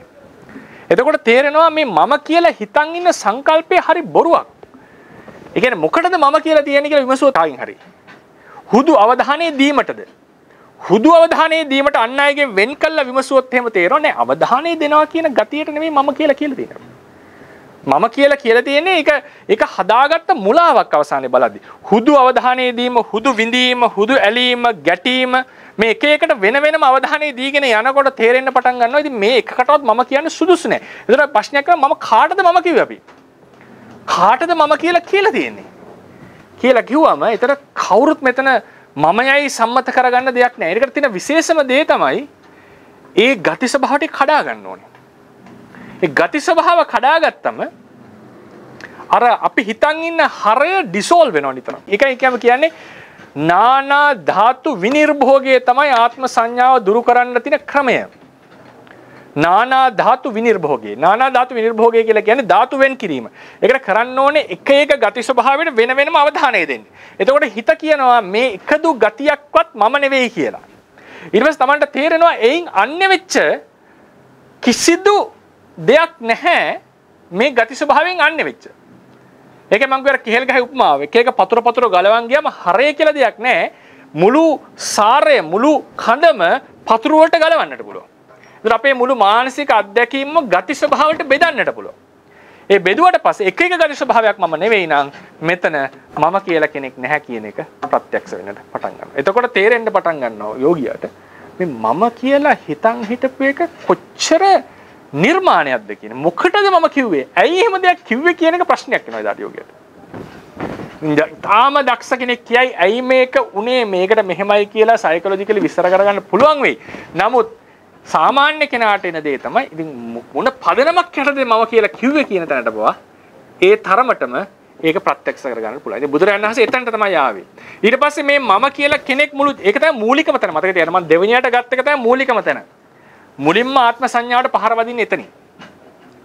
ඊට පස්සේ තුන්වෙනි පියවරෙන් දෙවෙනි පියවර මම ස්කිප් කරනවා මේ පාඩමේ. ඉතින් තුන්වෙනි පියවරේ තමයි මේ වෙන වෙන ධර්ම තියෙන්නේ ගොඩක් කියලාක විමසගෙන යනකොට Tamanට තේරෙන්න පටන් ගන්නවා මේ එක මම කියලා හිතාගත්ත කෙනා නෑ. මොකද එක එක ධර්මයට මම කිව්වොත් මම ඉපදෙනවා මම මැරෙනවා. මම ඉපදෙනවා මම මැරෙනවා. බුදුනාසේ ප්‍රශ්නේ අහනවානේ. කවුරු හරි රූපේ ආත්මය කියලා කිව්වොත් ආත්මය ඉපදිනවා බින්දිනවා ආත්මය ඉපදිනවා බින්දිනවා කියලාද කියන්නේ මේ ජීවිතය ඇතුලේ. ඒ කියන්නේ මමලා දෙන්නෙක් තුන් දෙනෙක් 10 දෙනෙක් 15 දෙනෙක් ඉන්නවා කියන මේ කියන්නේ. ඒකට අපි සුදුසු නැහැ සූදානම් නැහැ අපේ හිත. මේ කරන්නේ හිතත් එක්ක සටනක්. ඔබගේ හිත අපේ හිත සූදානම් අපේ හිත පිළිගත් අදහස් ටිකක් තියෙනවා. ඒ අදහස් වලට ප්‍රතිවිරුද්ධව බලනවා අපි. එතකොට සයිකොලොජිකලි මේක ප්‍රත්‍යක්ෂ වෙන්නට මේක ගැලවිලා යනවා. ඒක ඉබේ සිද්ධ වෙන දෙයක්. ඒකට තමයි ප්‍රහාණය කියලා කියන්නේ. ප්‍රහාණය කියලා කියන්නේ ප්‍රතිවිරුද්ධ ධර්මයක් දිනු කරාම ඒකට ඒ අනිත් ධර්මයට පවතින්නට බෑ. ආලෝකය එනකොට අන්ධකාරය දුර වෙනවා වගේ. ඒක විස්තර කරන්න පුළුවන් දෙයක් නෙවෙයි. ඒක fundamentally it itself is correct. ඒක එයම නිවැරදි ධර්මතාවයක්. ඒකයි මම කිව්වේ ලීයක් අමනුෂ්‍යයෙක් ලෙස හිතන් ඉන්නකොට එයා ලීයක් ලෙස දැක්කට පස්සේ අමනුෂ්‍ය සංඥා උපදින්නේ නැහැ කියන එක අය අමුතුවෙන් අපිට මේ වචන ගෙනල්ලා විස්තර කරන්න ඕන දෙයක් නෙවෙයි. ඒක ඇත්තක්. ඒතර බුදුරජාණන් වහන්සේ කියනවා මහණෙනි අකුසලයේ ප්‍රහාණය කරන්න. අකුසලයේ ප්‍රහාණය කරන්න බැරි නම් මම ප්‍රහාණය කරන්න කියන්නේ නැහැ. මේ තමයි බේසික් ෆන්ඩමෙන්ටල් එක. ප්‍රහාණය මාතෘකාව මම එනකොට පටන් ගන්නෙ ඔතනින්. මොකද්ද මේ පදනම? මේක ඔප්පු කළ යුතු නැති සත්‍යයක්. එතකොට කවුරු හරි කෙනෙක් මේ තියෙන්නේ වෙන වෙනම සිත් ගොඩක්. මේ එක එක සිතක් ඉපදෙනවා බිඳෙනවා වෙන වෙනම බිඳෙනවා කියලා තේරුම් ගත්තම අර මම ඉන්නවා කියන සංකල්පේ කඩා වැටෙනවා. අර ගොඩනගාගෙන හිටපු මාලිගාව නැත්තම් එම්පයර් එක බිඳ වැටෙනවා. ඊට පස්සේ මම තමයි මේ අරමුණු සියල්ල දැනගන්නේ විමසන්නේ තේරුම් ගන්නේ කියන සිදුවීම එනකොට ඒ ගති ස්වභාව විමසගෙන යනකොට හරේ මොකක්කටවත් මම කියාගන්න දෙයක් නැති මට්ටමට තමයි විමසනවා. හොඳට බලන්න. ඒ විමසා යනකොට අන්තිමට මම කියලා තියෙන්නේ හොඳට ඒක විමසුවොත් එහෙම නුවණින් තේරෙයි මම කියන කෙනා මේ හරය. ඒක එකදු ගති ස්වභාවයකටත් අයිති නැහැ. මේ ගති ස්වභාවවල අයිතිකරුවෙක් ගැන අපි හිතන්නේ. ගති ස්වභාවවල අයිතිකරුවෙක්. මම අවධානය දෙනවා. මම දුක් වෙනවා. මම සතුටු වෙනවා. ඒ නොවිමසීම නිසාම ඇතිවෙච්ච අදහසක්. අලුතෙන් දාගත් අදහසක්. එතන ඒ අදහස විමසන්න වෙනවා ඊට පස්සේ. ඒ අදහසෙත් තියෙන අවධානය දීමක්, විශ්වාස කිරීමක්, අදහසකට පැමිණීමක්, අරමුණක්. ඒක කඩාගත්ත ගමන් තමයි තේරෙනවා මෙතන මොකක්වත් ගන්නට දෙයක් නැහැ කියන එක. ඊළඟට වෙලාවත් අවසන් මේකනේ යන්නේ තුන්වෙනි එක තමයි තීරණ ගැනීම කියන සිද්ධිය. තීරණ ගැනීමේදී මම නිතර කියපු දෙයක් තමයි අපි තීරණ ගන්නවා ඒ අවස්ථාවේදී කියලා. මොකද තීරණ ගැනීම හුදු සියල්ලෙන් සියල්ල పూర్ව දෙයට දාලා නම් තියෙන්නේ. పూర్ව දේවල් වලට ඇතුළත් කරලා නම් තියෙන්නේ. పూర్ව සිද්ධි සහ හේතුන් මත නම් යැපෙන්නේ. මම කියපු දෙයක් තමයි මේක ඩිටර්මිනිස්ටික් වෙනවා. මේක නියතවාදයකට යනවා. ඒ නිසා තීරණ ගැනීම කියන සිද්ධිය අපි ඒ වෙලාවේ සිද්ධ කරන දෙයක්. නමුත් ඒක එක සිතකින් කරන්න පුළුවන් කියලා දෙයක් නෙවෙයි මම අදහස් කරන්නේ.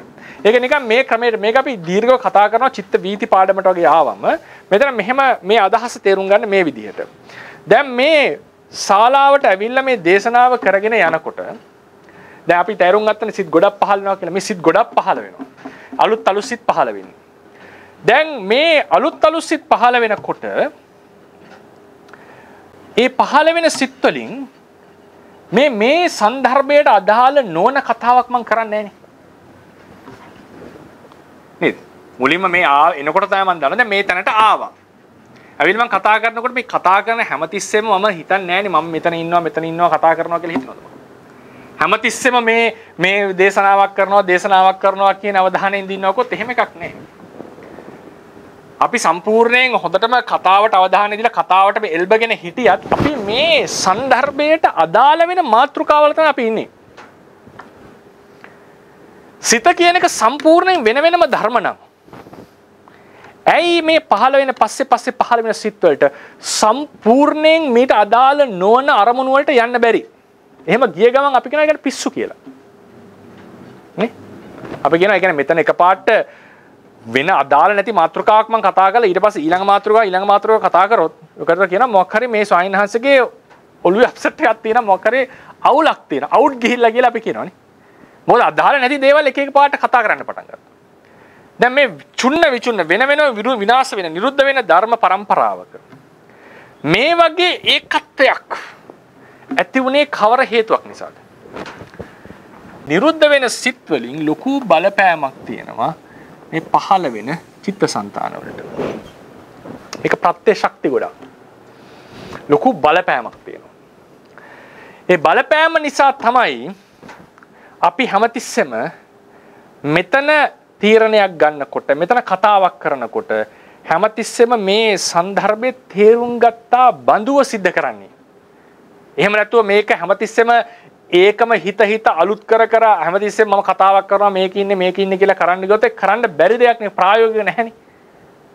මොකද අලුත් සිත් පහළ වෙනකොට పూర్ව සිත් වලින් කරපු දේවල් එක්ක එකතු වෙලානේ අපි මේ දේ සිද්ධ කරලා තියෙන්නේ. ඒ නිසා මතක තියාගන්න పూర్ව සිත් ලකුවට බලපානවා පසු සිත් වලට. මේ නානත්ව ධර්ම වුණාට මේවා එකිනෙකට ලොකව සම්බන්ධයි. ධර්ම වශයෙන් නානයි. නමුත් ලොකු බලපෑම් ගොඩක් ප්‍රත්‍ය ශක්ති ගොඩක බලපෑමක් මෙතන තියෙනවා. නානා ධර්ම වලින් එක සිතක් ආත්මයක් නෙවෙයි. බලපෑමත් හුදු ආත්මයක් නෙවෙයි.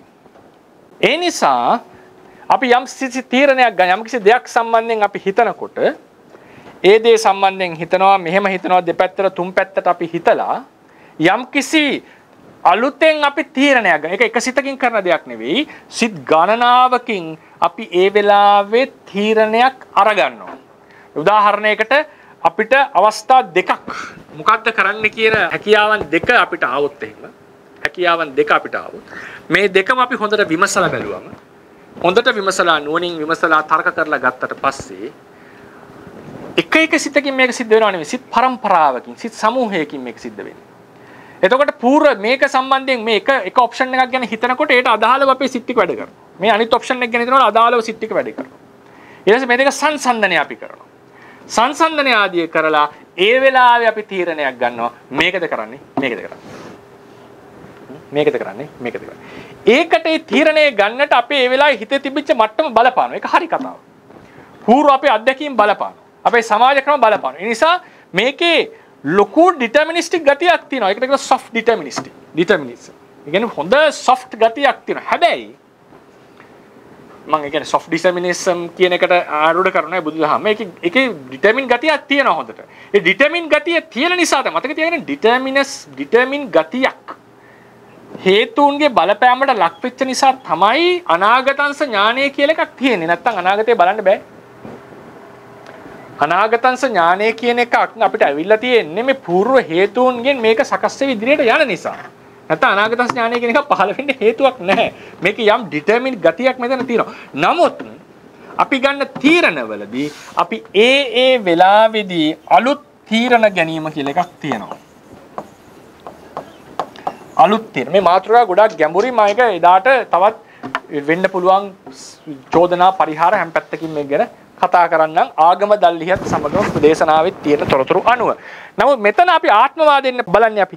ආත්මවාදීදී මතක තියාගන්න මෙතන සිද්ධ වෙලා තියෙන්නේ పూర్ව සිත් වලින් ලොකු බලපෑමක් ඇති වෙලා තියෙනවා පසුපසු සිත් වලට තීරණය ගන්නකොට. ඒක එක සිතකින් කරන දෙයක් නෙවෙයි. ඒක හොඳම උදාහරණය මේ යම් සන්දර්භයක අපි ඉන්නවා නම් ඒකට අදාළව අපි කතා කරන්නේ ඇයි? ඒකට අදාළවම දේවල් සිද්ධ කරන්නේ ඇයි? නිකන් මේ හැම දෙයක්ම තේරුම් ගත්තා වගේ අදහසක් තියෙන්නේ ඇයි? මේ పూర్ව සිත්වල තියෙන බලපෑම පසු සිත්වලට ලැබෙනකොට. ඒ නිසා මේ සිත කියන එක එකිනෙකට සම්බන්ධයක් තියෙනවා. හැබැයි එක එක සිතක තියෙන අර ගති ස්වභාව ටික මොනවද? මේ කියපු ගති ස්වභාව ටික.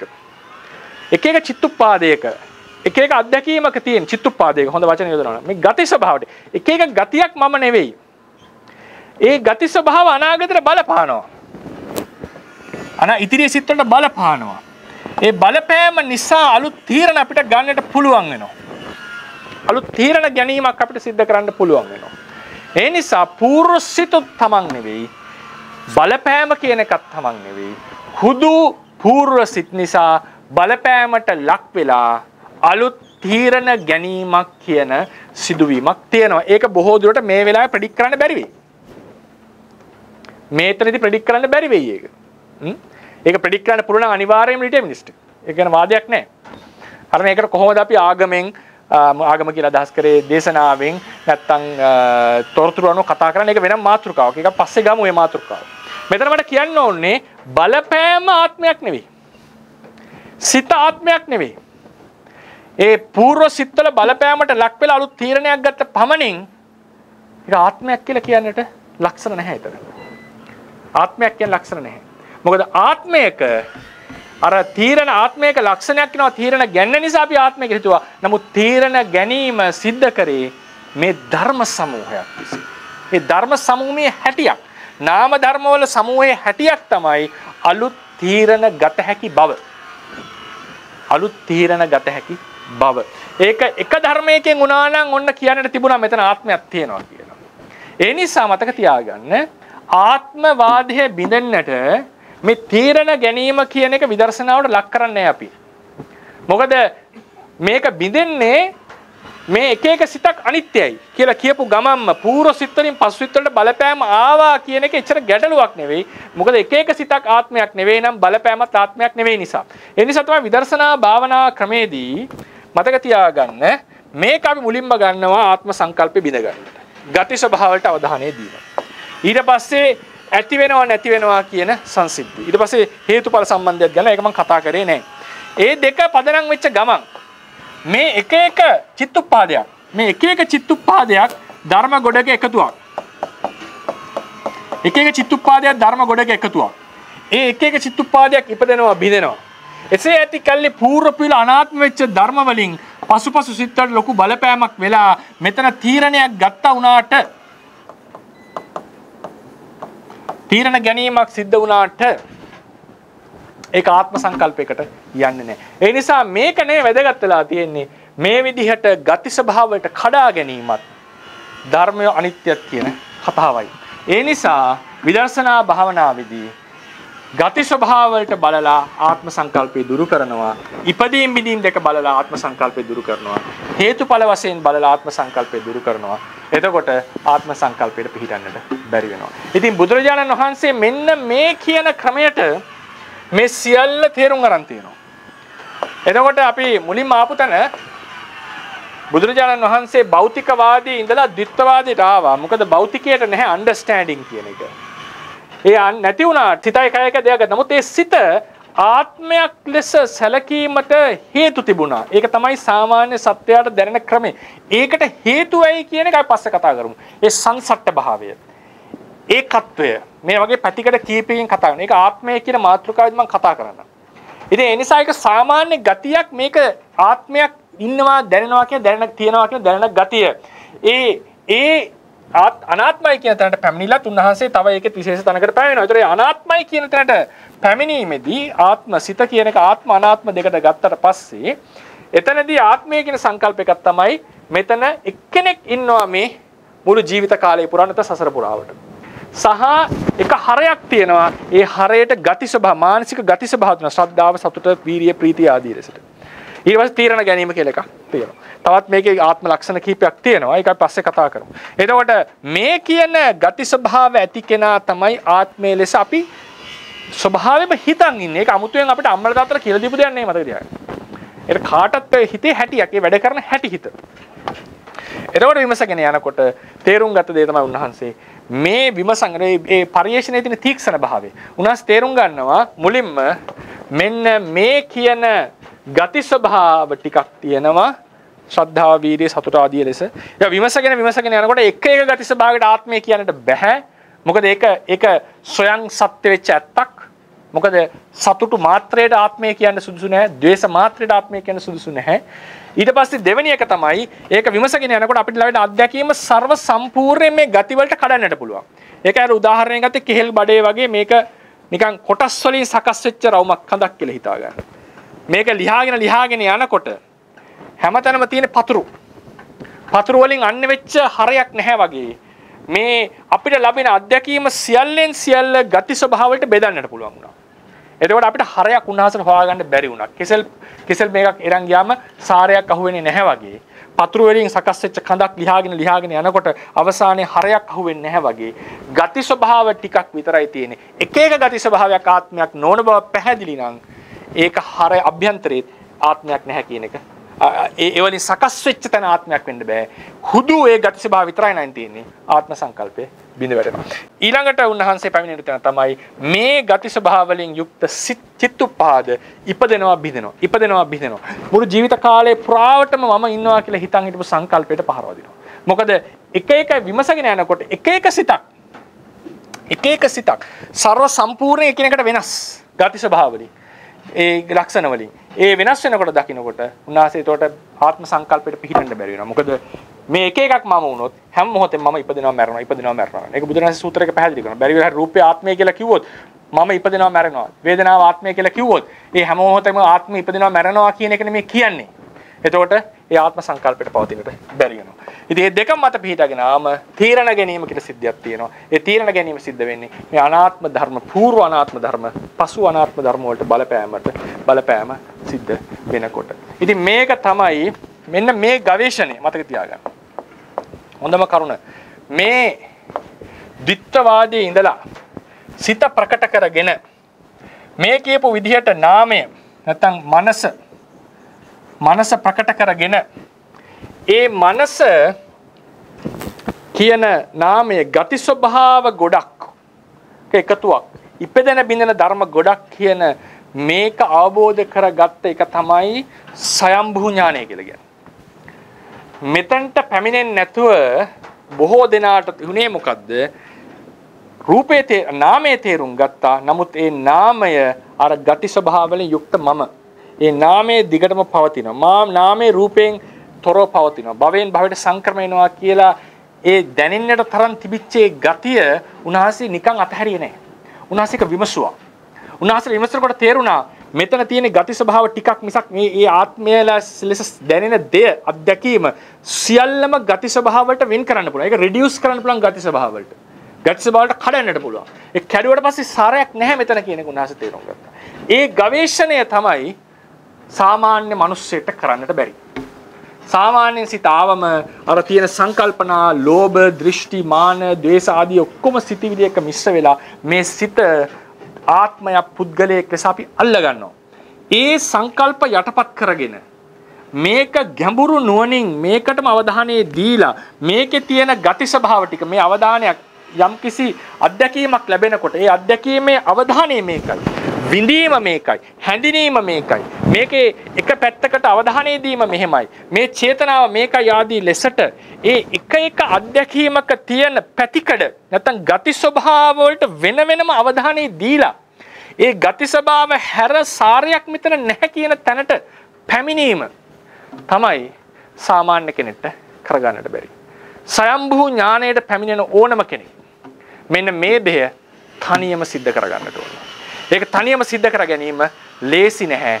මොකද නානා සංකල්පනා වලින් අපිට සිත කියන අදහස බැහැලා යන නිසා. ඊට පස්සෙත් ඒ ධර්මය ඉපදෙනවා බිඳෙනවා මොහොතින් මොහොත කියලා තේරුම් ගත්තම ඒක තවත් ගැඹුරට යනවා. ඒ නිසා තමයි ලෝකයේ මේ නානා අදහස් මැදෙහි මෙතෙන්ට කෙලින්ම පැමිණෙන්නට පුළුවන් වන්නේ ලෝකේ සත්වයෝ ඊටාම අල්ප ප්‍රමාණයකට පමණයි. ඒක කරන්න සමර්ථ වන්නේ සම්මා සම්බුදුවරු සහ පසේ බුදුවරු විතරයි. ඒ ස්වයම්භූ ඥාණයට එතෙන්ට එන්නට මහා කැපකිරීමක් කරන්නට ඕනේ. ඒක අඩුම තරමේ දයාසංඛේය කල්පලක්ෂයක් කවුරු හරි මේ ධර්ම මාර්ගයේ වෙහිසිලා තියෙන්නට ඕන. එතකොට තමයි මේක තනියම මේ ආභෝධයට කෙනෙක්ට පැමිණෙන්නට පුළුවන් වන්නේ. ඉතින් ඒ නිසා ඒකෙන් ගම්ම වෙනවා උන්වහන්සේ දර්ශනවාද අතර භෞතිකවාදයේ ගැන කවර කතාවද ද්විත්වවාදයේ ඇතුළෙත් අරතරන් ගැඹුරු පරිශ්‍රණයක් සිද්ධ කරලා තමයි අවසානයේ මේක අනාත්මයි කියන එක තේරුම්. ඒ නිසා තමයි උන්වහන්සේ සහ ඊට පස්සේ උන්වහන්සේ සමර්ථ වුණා පසේ බුදුරු වගේ නෙවෙයි මේක ලෝකයාට විස්තර සහිතව අර්ථ ව්‍යංජන සහිතව නානා නයින් දේශනා කරන්නට උන්වහන්සේ සමර්ථ වුණා.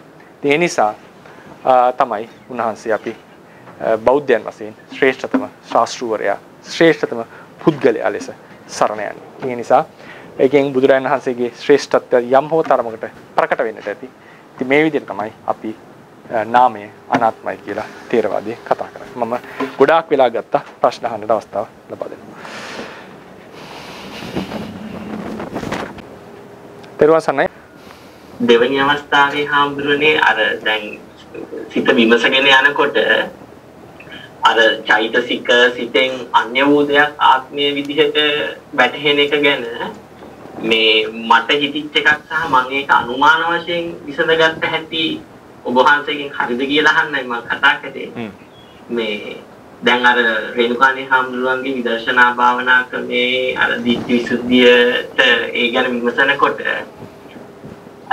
නිකම් මට හිතුණා මේ දැන් ධාතු විභංග සූත්‍රයේ හැටියට මානසිකාර කරනකොට දැන් එතනින් එහාට මොකක් හරි තියනවද කියලා ඒක නිකන් භවාංගයේද කියලා හිතුණා. දැන් අර නිදාගෙන නැගිටිනකොට භවාංග සිත යනවා දැන් ඒක අහු කරගන්න බෑනේ. එතකොට මේ භවාංගයේද මේ මම කියලා වැටෙන්නේ කියලා හිතුණා. නැත්නම් ඒක ආත්මයේද වගේ ඊට පස්සේ අර දැන් ඊළඟට අර පටිච්ච සමුප්පාදය ඒක දැන් විසඳ ගන්න විදිහක් නැහැ. ඊට පස්සේ අර පටිච්ච සමුප්පාදය භාවනා ඒක විමසනකොට එතනින් අර භවයෙන් භවයටත් භවාංගය කැඩෙනවනේ. එතකොට අනුමාන වශයෙන් හිතාගත්තා එහෙම වුණොත් දැන් භවාංගයත් ඒ විදිහට ආත්මය වශයෙන් ගන්න බෑ කියලා. ඉතින් අර එහෙම අත්දැකීමක් අනිත් අයට ලැබෙනවද නැත්නම් මං හිතපු ක්‍රමය හරිද? නෑ ඒක විමසගෙන යනකොට ආත්මය කියලා දෙයක් තියෙනවා කියලා වැටහුනේ කොතනද ඒක නිකන් උපකල්පනයක් කරාද නැත්නම් තියෙන්න ඕනේ කියලා හිතුවද නැත්නම් තියෙන්න ඕනේ කියලා වැටහුණාද? දැන් මට වැටහුනේ හාමුදුරනේ දැන් අර ධාතු විභංග සූත්‍රයේ විදිහට යනකොට ඒ දැන් මම කියලා දැන් හිතෙනවානේ. එතකොට ඇයි එහෙම හිතෙන්නේ? ඒකට ඒ හිත බලන්න ඕනේ. ඒ හිත බලන්න ඕනේ. ඒ හිතන හිත බලන්න ඕනේ. ඒ හිතන හිත බැලුවම සිතිවිල්ලක් පහළ වෙනවා අරමුණක් තියෙනවා. ඒ අරමුණ ගන්නවා කියලා ගතියක් තියෙනවා. විඳින ගතියක් තියෙනවා. අදහසකට පැමිණුණා කියන ගතියක් තියෙනවා. විශ්වාස කරන බවක් තියෙනවා. ඒ ගති ස්වභාව ටික සියුම්ම කඩා ගන්න ඕනේ එතනදී. මම කියලා ඉන්නවා කියලා හැඟීමක් එනවනේ. හරිනේ? එතකොට එතකොට ඒ හැඟීම තමයි මමත්වයේ තියෙන්නේ. දැන් උදාහරණයකට ඔබතුමා අහන ප්‍රශ්නේ තමන් කඩලා ගත්තොත් එහෙම දැන් මෙහෙම බලාගෙන යනවා සිතෙන්. හරිනේ? සිතෙන් බලාගෙන යනකොට මෙන්න ධාතු 6ක් විතර වුණ දැන් පේනවා දැන් තමන්ට. ඊට පස්සේ දැන් මේවා ඔක්කොම අනාත්මයි කියලා ප්‍රකටයිනේ. නමුත් ඇති වෙනවා මම කියලා හැඟීමක්. මේක ඔබ භවංගිට දාන්න එපා. ඒ ඇති වෙච්ච හිත සම්බන්ධයෙන් විමසන්න. මේක ප්‍රකට නැති නිසා ඔකෙන්. ඒ සිතට නෙමෙයි. ඒ මම කියන විමසන කෙනා විමසිච්ච නැති නිසා. එතකොට නාම රූප පරිච්ඡේද ඥානය කරගෙන යනකොට සිත විමසන්න ඕන ක්‍රම දෙකක් තියෙනවා. එකක් තමයි අපි රූපේ විමසලා සිත් විමසගෙන යනවා. මේ සිත් චක්කු විඥාන, සෝත විඥාන, ගාන විඥාන. ඊට පස්සේ මතක තියාගන්න භාවනා කරන සිත විමසන්නට ඕන. භාවනා කරන සිත මේ ඔබ්සර්ව් කරන සිත ඔය සිතවිල්ලක් කියන සිත අල්ල ගන්න තාක්කල් අල්ල නොගන්න තාක්කල් ඒක මම කියන තැන දුරු වෙන්නේ නැහැ. ඒ නිසා ඔතන වෙලා තියෙන්නේ මම කියන හැඟීමක් මෙතන එනවා. ඒ හැඟීම එන්නට හේතුව ඒක මම කියලා මේකට කියනවට වඩා ඒක කියන්න සුදුසු වෙන්නේ. ඒකට හේතුව තමයි මම කියන එකට හේතුව මම කියන අදහසට හේතුව තමයි මෙන්න මේ ධර්මයෝ පරිඥා නොවීම. මේක පරිඥාව. පරිඥානවා කියලා කියන්නේ භාවනා කරන කෙනා ගැනත් ආපහු අවධානයේදී මේකේ අවධානයක් දෙයි. ඒකේ විඳින ගතියක් තියෙයි. හරිනේ ඒකේ හඳින ගන්න ගතියක් තියෙයි. නුවණක් තියෙයි. ඒ ටික කඩා ගන්න. නැත්තම් ඒක කඩා නොගත්තත් කමක් නැහැ. හුදු බැලීමක් විතරයි. විඥානයක් විතරයි. විඥානයක විතර බල. ඒකෙත් තියෙන්නේ අනිත් විඥාන වලට සමාන ගතියක් කියලා තමයි තේරෙන්න පටන් ගන්නවා. හුදු බලන ගතියක්, අවධානය දෙන ගතියක් කියලා. එතකොට තේරෙනවා මේ බලන එකටත් මම කියන්න බෑ. එදාට ඒ සංකල්පේ නැති වෙනවා. ඒ නිසා නාම රූප පරිච්ඡේද ඥානය කරනකොට ලෝභ මූල සිත්, ද්වේෂ මූල සිත් ආදී වූ සිත්, චක්කු විඥාන, සෝත විඥාන, මනෝ විඥාන ආදී අපි වෙනම සිත් ලෙස බැලීම එකක්. විදර්ශනාව කරන හිත ආපහු බලනවා කියලා එකක් තියෙනවා. ඒක නොකරන තාක් කල් ඔය මම කියන සංකල්පෙන් ඒක භවාංග හිත නිසා ඇති වෙච්ච එකක් නෙවෙයි මහත්මයා. විදර්ශනා සිත විදර්ශනා නොකිරීම නිසා ඇති වෙච්ච ගැටලුව. එහෙමයි මට ආපු ගැටලුව මේ භවාංගය කොහොමද දැන් භවාංගය ගැන අහලා තියෙනවනේ දැන් ඒක කොහොමද කඩාගන්නේ? ඒක අහපු එකක් විතරයිනේ. ඒක Tamanට ප්‍රශ්නයක් වෙන දෙයක් වෙන්නේ නැහැ කවදාවත්. ඒක ඇත්තටම මේ හුදු දැනුමකින් ආපු ප්‍රශ්නයක් මිසක් භාවනාවේ ගැටලුවක් වෙන තැනක් නෙවෙයි භවංගය කියන එක. ඒක මතක තියාගන්න. ඒක නිකන් තියරිටිකල් ප්‍රශ්නයක් අහන්න පුළුවන් භවංගය කොහොමද කියලා. නමුත් ඔබට ආත්ම සංඥාව ඉතිරි වෙලා තියෙනවා නම් ඒ භවංගය නිසා ඉතිරි වෙච්ච එකක් නෙවෙයි. ඒ විදර්ශනා සිත විදර්ශනාවට ලක් නොකිරීම නිසා ඇතිවෙච්ච ගැටලුවක්. ඒකට කරන්න තියෙන විදර්ශනා සිත විමසන එක. එදාට ඔය ආත්ම සංඥාව නැති වෙලා යනවා. භවංග සිත කරන්න ඕනේ අනිත් සිත් වගේ උපකල්පනය කිරීමක් විතරයි. ඒක බලන්න බෑනේ. ඒක උපකල්පනය කිරීම. මොකද හුදු හැම සිතකම මේ ගතිය තියෙනවා නම් භවංග සිතත් මෙබඳු ගතියක් ඇති කියලා අපි උපකල්පනය කිරීමක් විතරයි කරන්න තියෙන්නේ භවංග. එහෙමයි. කොහොම පින් ඔබ හන්දට වැටුණා. හොඳයි. තේරුණානේ? තෙරුවන් සරණයි ස්වාමීන් වහන්සේ. අවසරයි. තෙරුවන් සරණයි මහත්තයා. මට ප්‍රශ්න නම් ගොඩාක් තියෙනවා නමුත් මම කෙටියෙන් අහන්නම්. ඔබ වහන්සේ මේ අන්තිමේට තීරණ ගැනීම කියලා කිව්වා. එහෙම කරලා බුදුන් වහන්සේ යම් තීරණයකට ආවයි කියලා කිව්වා. එහෙම කියන එක හරිද කියලා මට ලොකු ප්‍රශ්නයක් තියාවා. තීරණ ගැනීම කියන එක අපි ගැඹුරින් බැලුව බුදු විතර්ක ਵਿਚාර වගේ දෙයක්. ඒකද එහෙම නැත්නම් අපි බුදුන් වහන්සේ ගැන කියනකොට මොකද අර එක සූත්‍රයක තියෙනවා මේක නිකන් හිතලා ගත්ත ධර්මයක් කියලා කෙනෙක් කිව්වහම ඒක මට කරන තථාගතයන් වහන්සේට කරන ආපාසයක් තථාගතයන් වහන්සේට හැල්ලු කිරීමක් කියලා තියෙනවා. ඒක නිසා ඒක අවබෝධයක් කියලායි ඒ සූත්‍රේ පෙන්ලා තියෙන්නේ. ඒ කියන්නේ ප්‍රත්‍යක්ෂ අවබෝධයෙන් ලැබපු ධර්මයක් තීරණ ගැනීමක්, ඒ කියන්නේ ඔය විදිහට තර්ක කරලා තීරණ ගැනීමක් නෙවෙයි සිද්ධ වුණේ කියලා කියනවා. ඉතින් මට ඒක ඒ ගැටලුව ආවා. ඔබ වහන්සේගේ අදහස දැනගන්න කැමතියි ඒ ගැන. ඒ මොකක්ද කියන්නේ කියලා. ඒ වගේම තමයි අනිත් එක මට තියෙන ප්‍රශ්නේ තමයි දැන් ඇත්තටම බුදුන් වහන්සේ පහළ වෙච්ච කාලය බැලුවොත් ඒ කාලයේ තිබිච්ච తত্ত্বය දැන් අද අපි ඔය වහන්සේ ගන්නපු නූතන නොයෙකුත් භෞතිකවාද විද්‍යාවාද වගේ ඇවිල්ලා මේ අපි විකාශය වෙලා එන තැනයි ඒකේ වෙනසක් තියෙනව නේද කියන එකත් මට හිතට ආපු ගැටලුවක්. හේතුව මම අහලා තියෙන විදිහට වෙනත් දේශකයන් වහන්සේලාගෙන් ඒ කාලේ හිටපු අනිත් ශාස්ත්‍රවරුත් ස්කන්ධ ගැන කතා කරලා තියෙනවා. කියන්නේ අපි පංචස්කන්ධ කියන එක අපිට ලොකු ප්‍රශ්නයක් වුණාට ඒ කාලේ ජීවත් වෙච්ච සමාජයේ අනිත් ශාස්ත්‍රවරුත් බුදුන් වහන්සේ පහළ වෙන්න කලින් ඉඳලම පංචස්කන්ධ කියන එක වෙන් කරගන්න දැනගෙන ඉඳලා තියෙනවා. ඒ පංචස්කන්ධයේම කොටස් තමයි ආත්ම හැටියට අරගෙන තියෙන්නේ. දැන් බ්‍රහ්මජාල සූත්‍රය බැලුවොත් බ්‍රහ්මජාල සූත්‍රය අර 62ක්ම තියෙන්නේ ආත්මවාද. ඒකෙදි ඒ ස්කන්ධ කොටස් තමයි අරගෙන තියෙන්නේ. අනිත් පැත්තට බුදුන් වහන්සේගේ දේශනා දිහා බැලුවොත් මම දෙකක් ගත්තා පාරලීය සූත්‍රයයි පෙනපෙන්දුම සූත්‍රයයි. මේ දෙකේ ගත්තොත් ඒ අත්භාවේ නැහැ කියලා පෙන්වන්න උන්වහන්සේ ඒ ස්කන්ධ පහ අරගෙන හතර ආකාරයකින් පාරලීය සූත්‍රය විස්තර කරන පෙනපෙන්දුම සූත්‍රයේ රඝුවංශී ගත්ත උදාහරණයක් ඉහෙකඳ පාවිච්චි කරලා තියෙනවා සංස්කාර ස්කන්ධය ගැන කතා කරනවා. ඒ විදිහට තමයි ඒ අත්භාවයේ ආත්මභාවයේ නැහැ කියන එක පෙන්නලා තියෙන්නේ. ඉතින් ඒක නිසා මගේ ප්‍රශ්නය අපි නූතන කාලයට ගැලපෙන විදිහට වහන්සේ කියන තර්ක වලින් යාම ඒක දැන් කාලේ මේ අපේ අනිතින් එක පඬිත කෙනෙක් මම ඩබල් කෝට්ස් ඇතුලේ දානවා. ඒ පඬිතෙනුත් එක තර්ක කරනකොට වාද කරනකොට ඒක හොඳයි. නමුත් ඒක ධර්මයේ ගැන කතා කරනකොට නිවැරදි ක්‍රමයක්ද කියන ප්‍රශ්නය මට එනවා. ඒ ප්‍රශ්න දෙක ගැන විතරක් අපි දැනට කතා කරමු. හොඳයි. මම දෙකෙන් පටන් ගන්නම්. ඒකේ මතක තියාගන්න ඕන එක තමයි රූපං අත්තෝ සමනුපස්සති කියලා දෘෂ්ටියක් තිබුණානේ. නේද? රූපේ ආත්ම ලෙස ගන්නවා. දැන් පටිසම්භිදා මාර්ගයේ එනවා මත්තලුංගං අත්තතෝ සමනුපස්සති. ඒතර කවුරු හරි කෙනෙක් මොළය සිත කියලා ගත්තොත් මොළය ආත්මය කියලා කියන්නේ ක්‍රියා කරන කෙනා කියලා ගත්තොත් මේ මත්තලුංගං අත්තතෝ සමනුපස්සති කියන පරයයට වැටෙන නිසා මේ රූපය ආත්මය ලෙස ගන්නවා කියලා කිව්වම ඒක භෞතිකවාදය. රූපය ආත්මය ලෙස ගන්නවා කියන එක. එතකොට අනිත් ඒකෙන් විස්තර කරලා නැහැ මොනවද ඒකේ ගැඹුරට තිබ්බේ කියලා. ඒතර උන්වහන්සේ රූපය ආත්මය ලෙස ගන්න වාදයට විරුද්ධව කතා කරන්නේ මහා නිදාන සූත්‍රයේදී. ඒක තමයි අහන්නේ අවේදන දෙයක් ආත්ම ලෙස ගැනීම හරිද?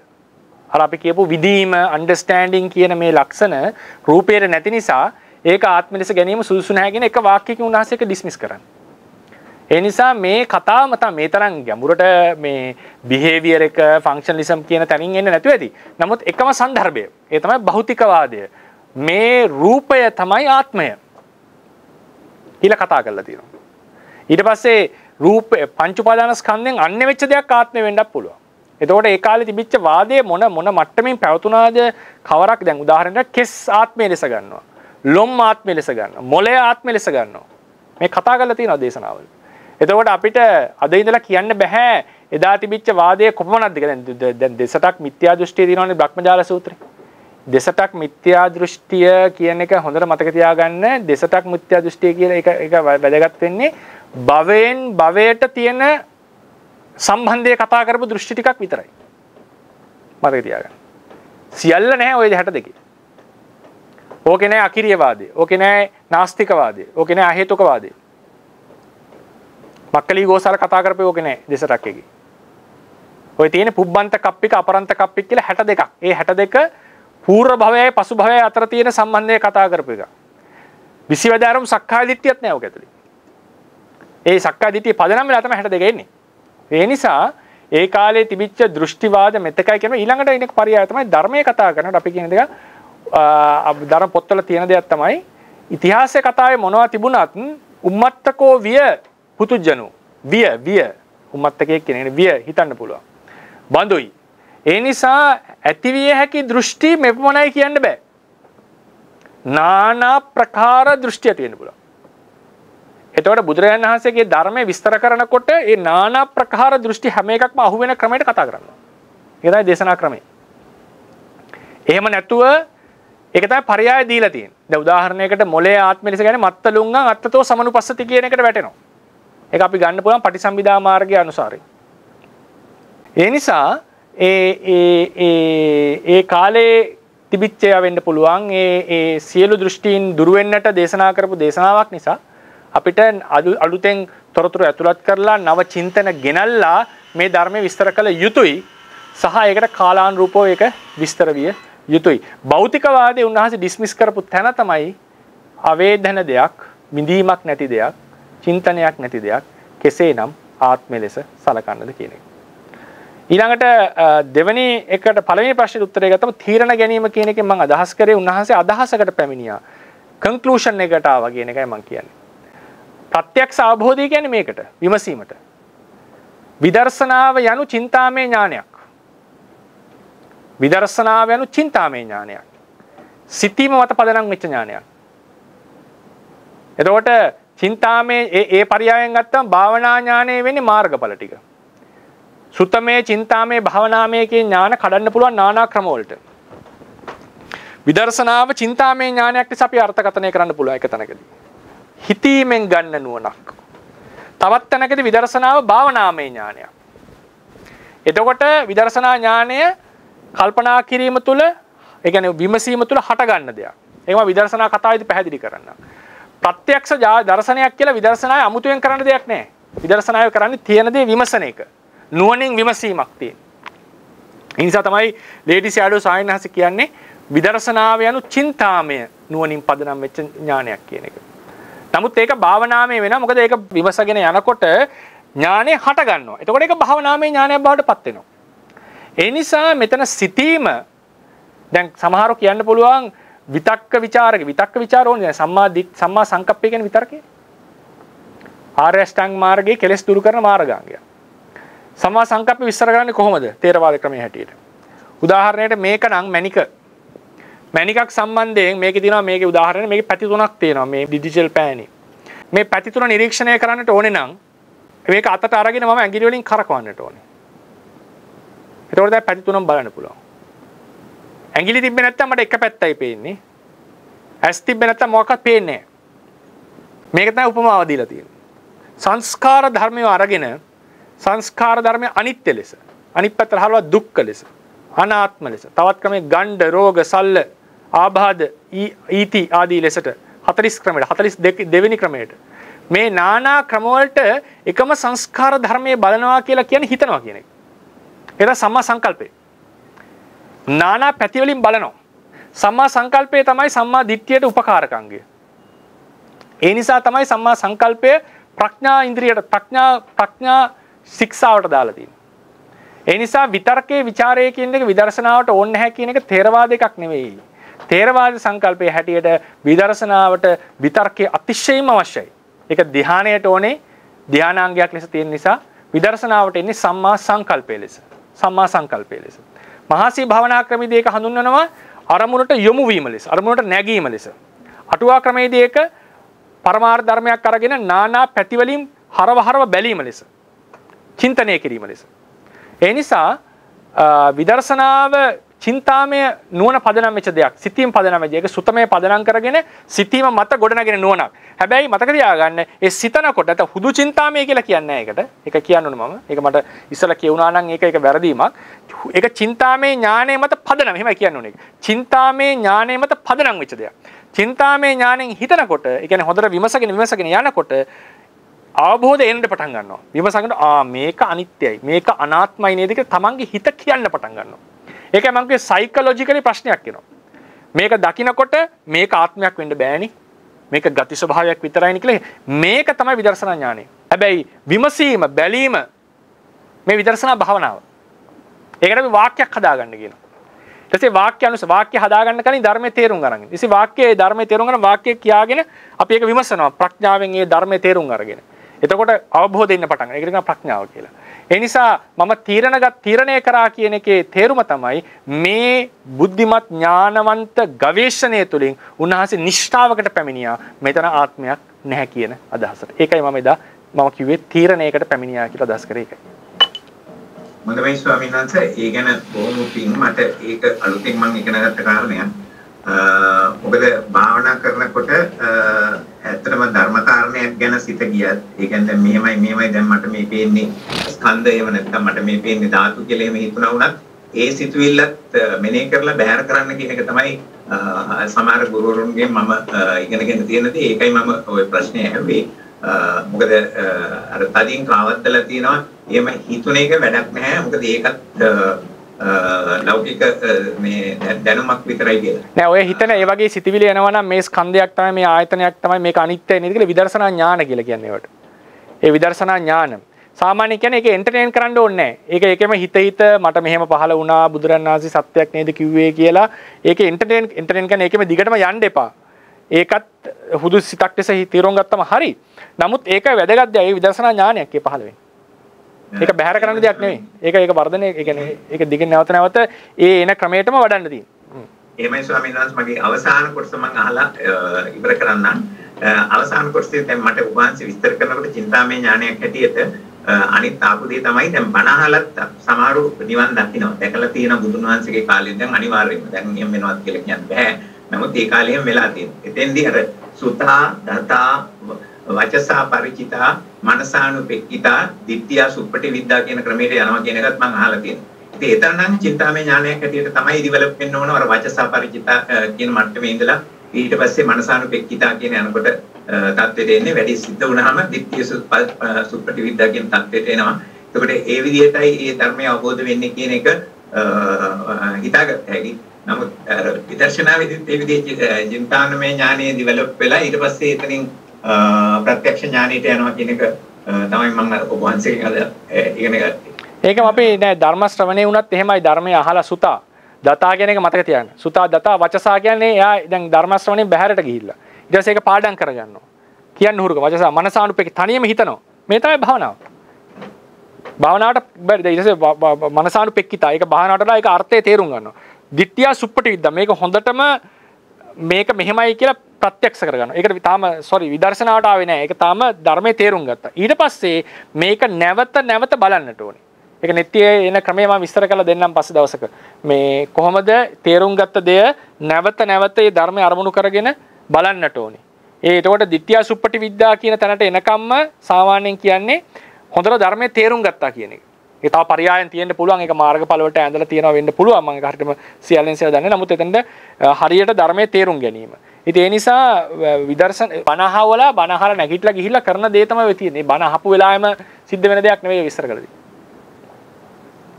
කොහොම පින් ස්වාමීන් වහන්සේ. හොඳයි. වහන්සේක බලාපොරොත්තු වෙනා බෝධියකින් නිවන ලැබේවා. සුවපත් වේවා දීර්ඝායුෂ. තේරුවන් සර්වසවිනවන්ස. හොඳයි තේරුවන් සන්නමත. සවිනවන්ස මට ප්‍රදේශනාවේදී මට තිබිච්ච ප්‍රශ්නයක් තමයි තීරණ ගැනීමේ ස්වභාවය ආත්ම වචනේ හඳුනාගන්නේ කොහොමද කියන තීරණ ගැනීමේ හැකියාව අතරමඟ ආත්ම ලක්ෂණය හිතනවා නේද කියන අදහස සායනකට මට ඒක අවබෝධ කරගන්න පුළුවන් වුණා. එතෙන්ද මට තව එකක් තමයි අපිට මේ ඉතින් මරතන් ජස්පත් පාඩක අපේ තමන් ආරක්ෂාවේ තියෙන්නේ. තිගැස්මක් ඔය හරි ඔව්. ජස්පත් නැත්නම් තමන් ආරක්ෂාවේ තියෙන්නේ. ඒක සත්‍ය කරගෙන බලනවා කියනවා. උදාහරණයක් දැන් පොඩි ළමයෙක් අවුරුදු 8යි පොඩි ළමයෙක් වුණොත් සත්‍යකවදී ජස්පත් තියෙනවා. මේක ආත්ම සංඥාවට බලපානවා කියලා මම කියනවා. ඒක කොහොමද ඒක ආත්ම සංඥාව තමයි. ඒක ආත්ම ගතිය තමයි බය වෙන්නට හේතුව.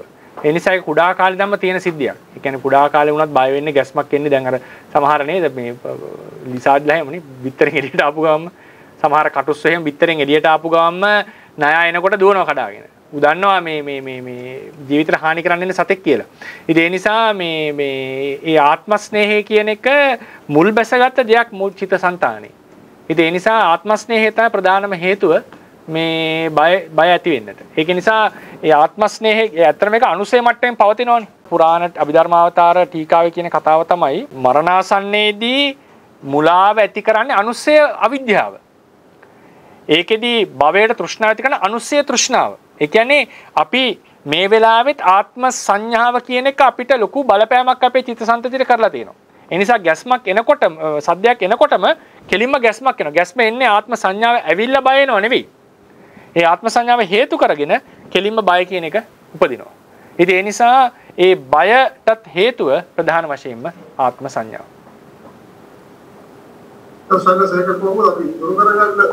ඒකට බය දුරු කරන්න නෙවෙයි තියෙන්නේ. මේ ආත්ම මේ විදිහටම ධර්මතාලයෙන් බැලීම, අනිත්‍ය වශයෙන් බැලීම, හේතුඵල වශයෙන් බලාගෙන යනකොට ආත්මයක් නැහැ කියන අවබෝධය එන්න ඊට පස්සේ සද්ද ඇහෙනකොට බය වෙන්නේ නැති එක ස්වභාවයෙන්ම සිද්ධ වෙනවා. ඒකට අමුතුවෙන් අමුතු ප්‍රැක්ටිස් එකක් නෙවෙයි තියෙන්නේ ආත්මයක් නැහැ කියන දේ ප්‍රැක්ටිස් කරන් යන්න විතරයි. ඒකට කරන්න තියෙන්නේ ඔව්. ඒක අපි ඉස්සරහට විස්තර කරගමු විදර්ශනාව. තෙරුවන් සරණයි සාරාංශකේ ප්‍රශ්නයක් මේ තීන්දුව ගැනීමේ කිව්වේ ඔබ වහන්සේ මේ ප්‍රත්‍ය උපකාර වෙලා ඊට පස්සේ ඇති වෙන තව සිතුවිල්ලක් නේ තීරණයක් කියන්නේ. ඔව්. ඊට පස්සේ ඒකට ආශයත් බලපානවා. ආශය බලපානවා. ඒ ටික පොඩ්ඩක් ක්ලැරිෆයි කරගන්න සාමනස තෙරුවන් සරණයි. ආශය අනුසය වගේවත් බලපාලා තමයි මේ තීන්දුව වෙන්නේ ඉස්සරහට. ඒ නිසා පූර්ව සිත් වලින් බර බලපෑම, ආශය අනුසය බලපෑම මේ සියල්ලම එකතු වෙලා තමයි එතන අලුතෙන් තීරණය අපි අරගන්නේ. එහෙමයි සාමනස. එතකොට තීරණයක් ගැනීම කියන එක ප්‍රත්‍ය වලින් ඉතාම පැහැදිලි වෙනවා. මේක මේ ආත්මකින් නෙමෙයි මේ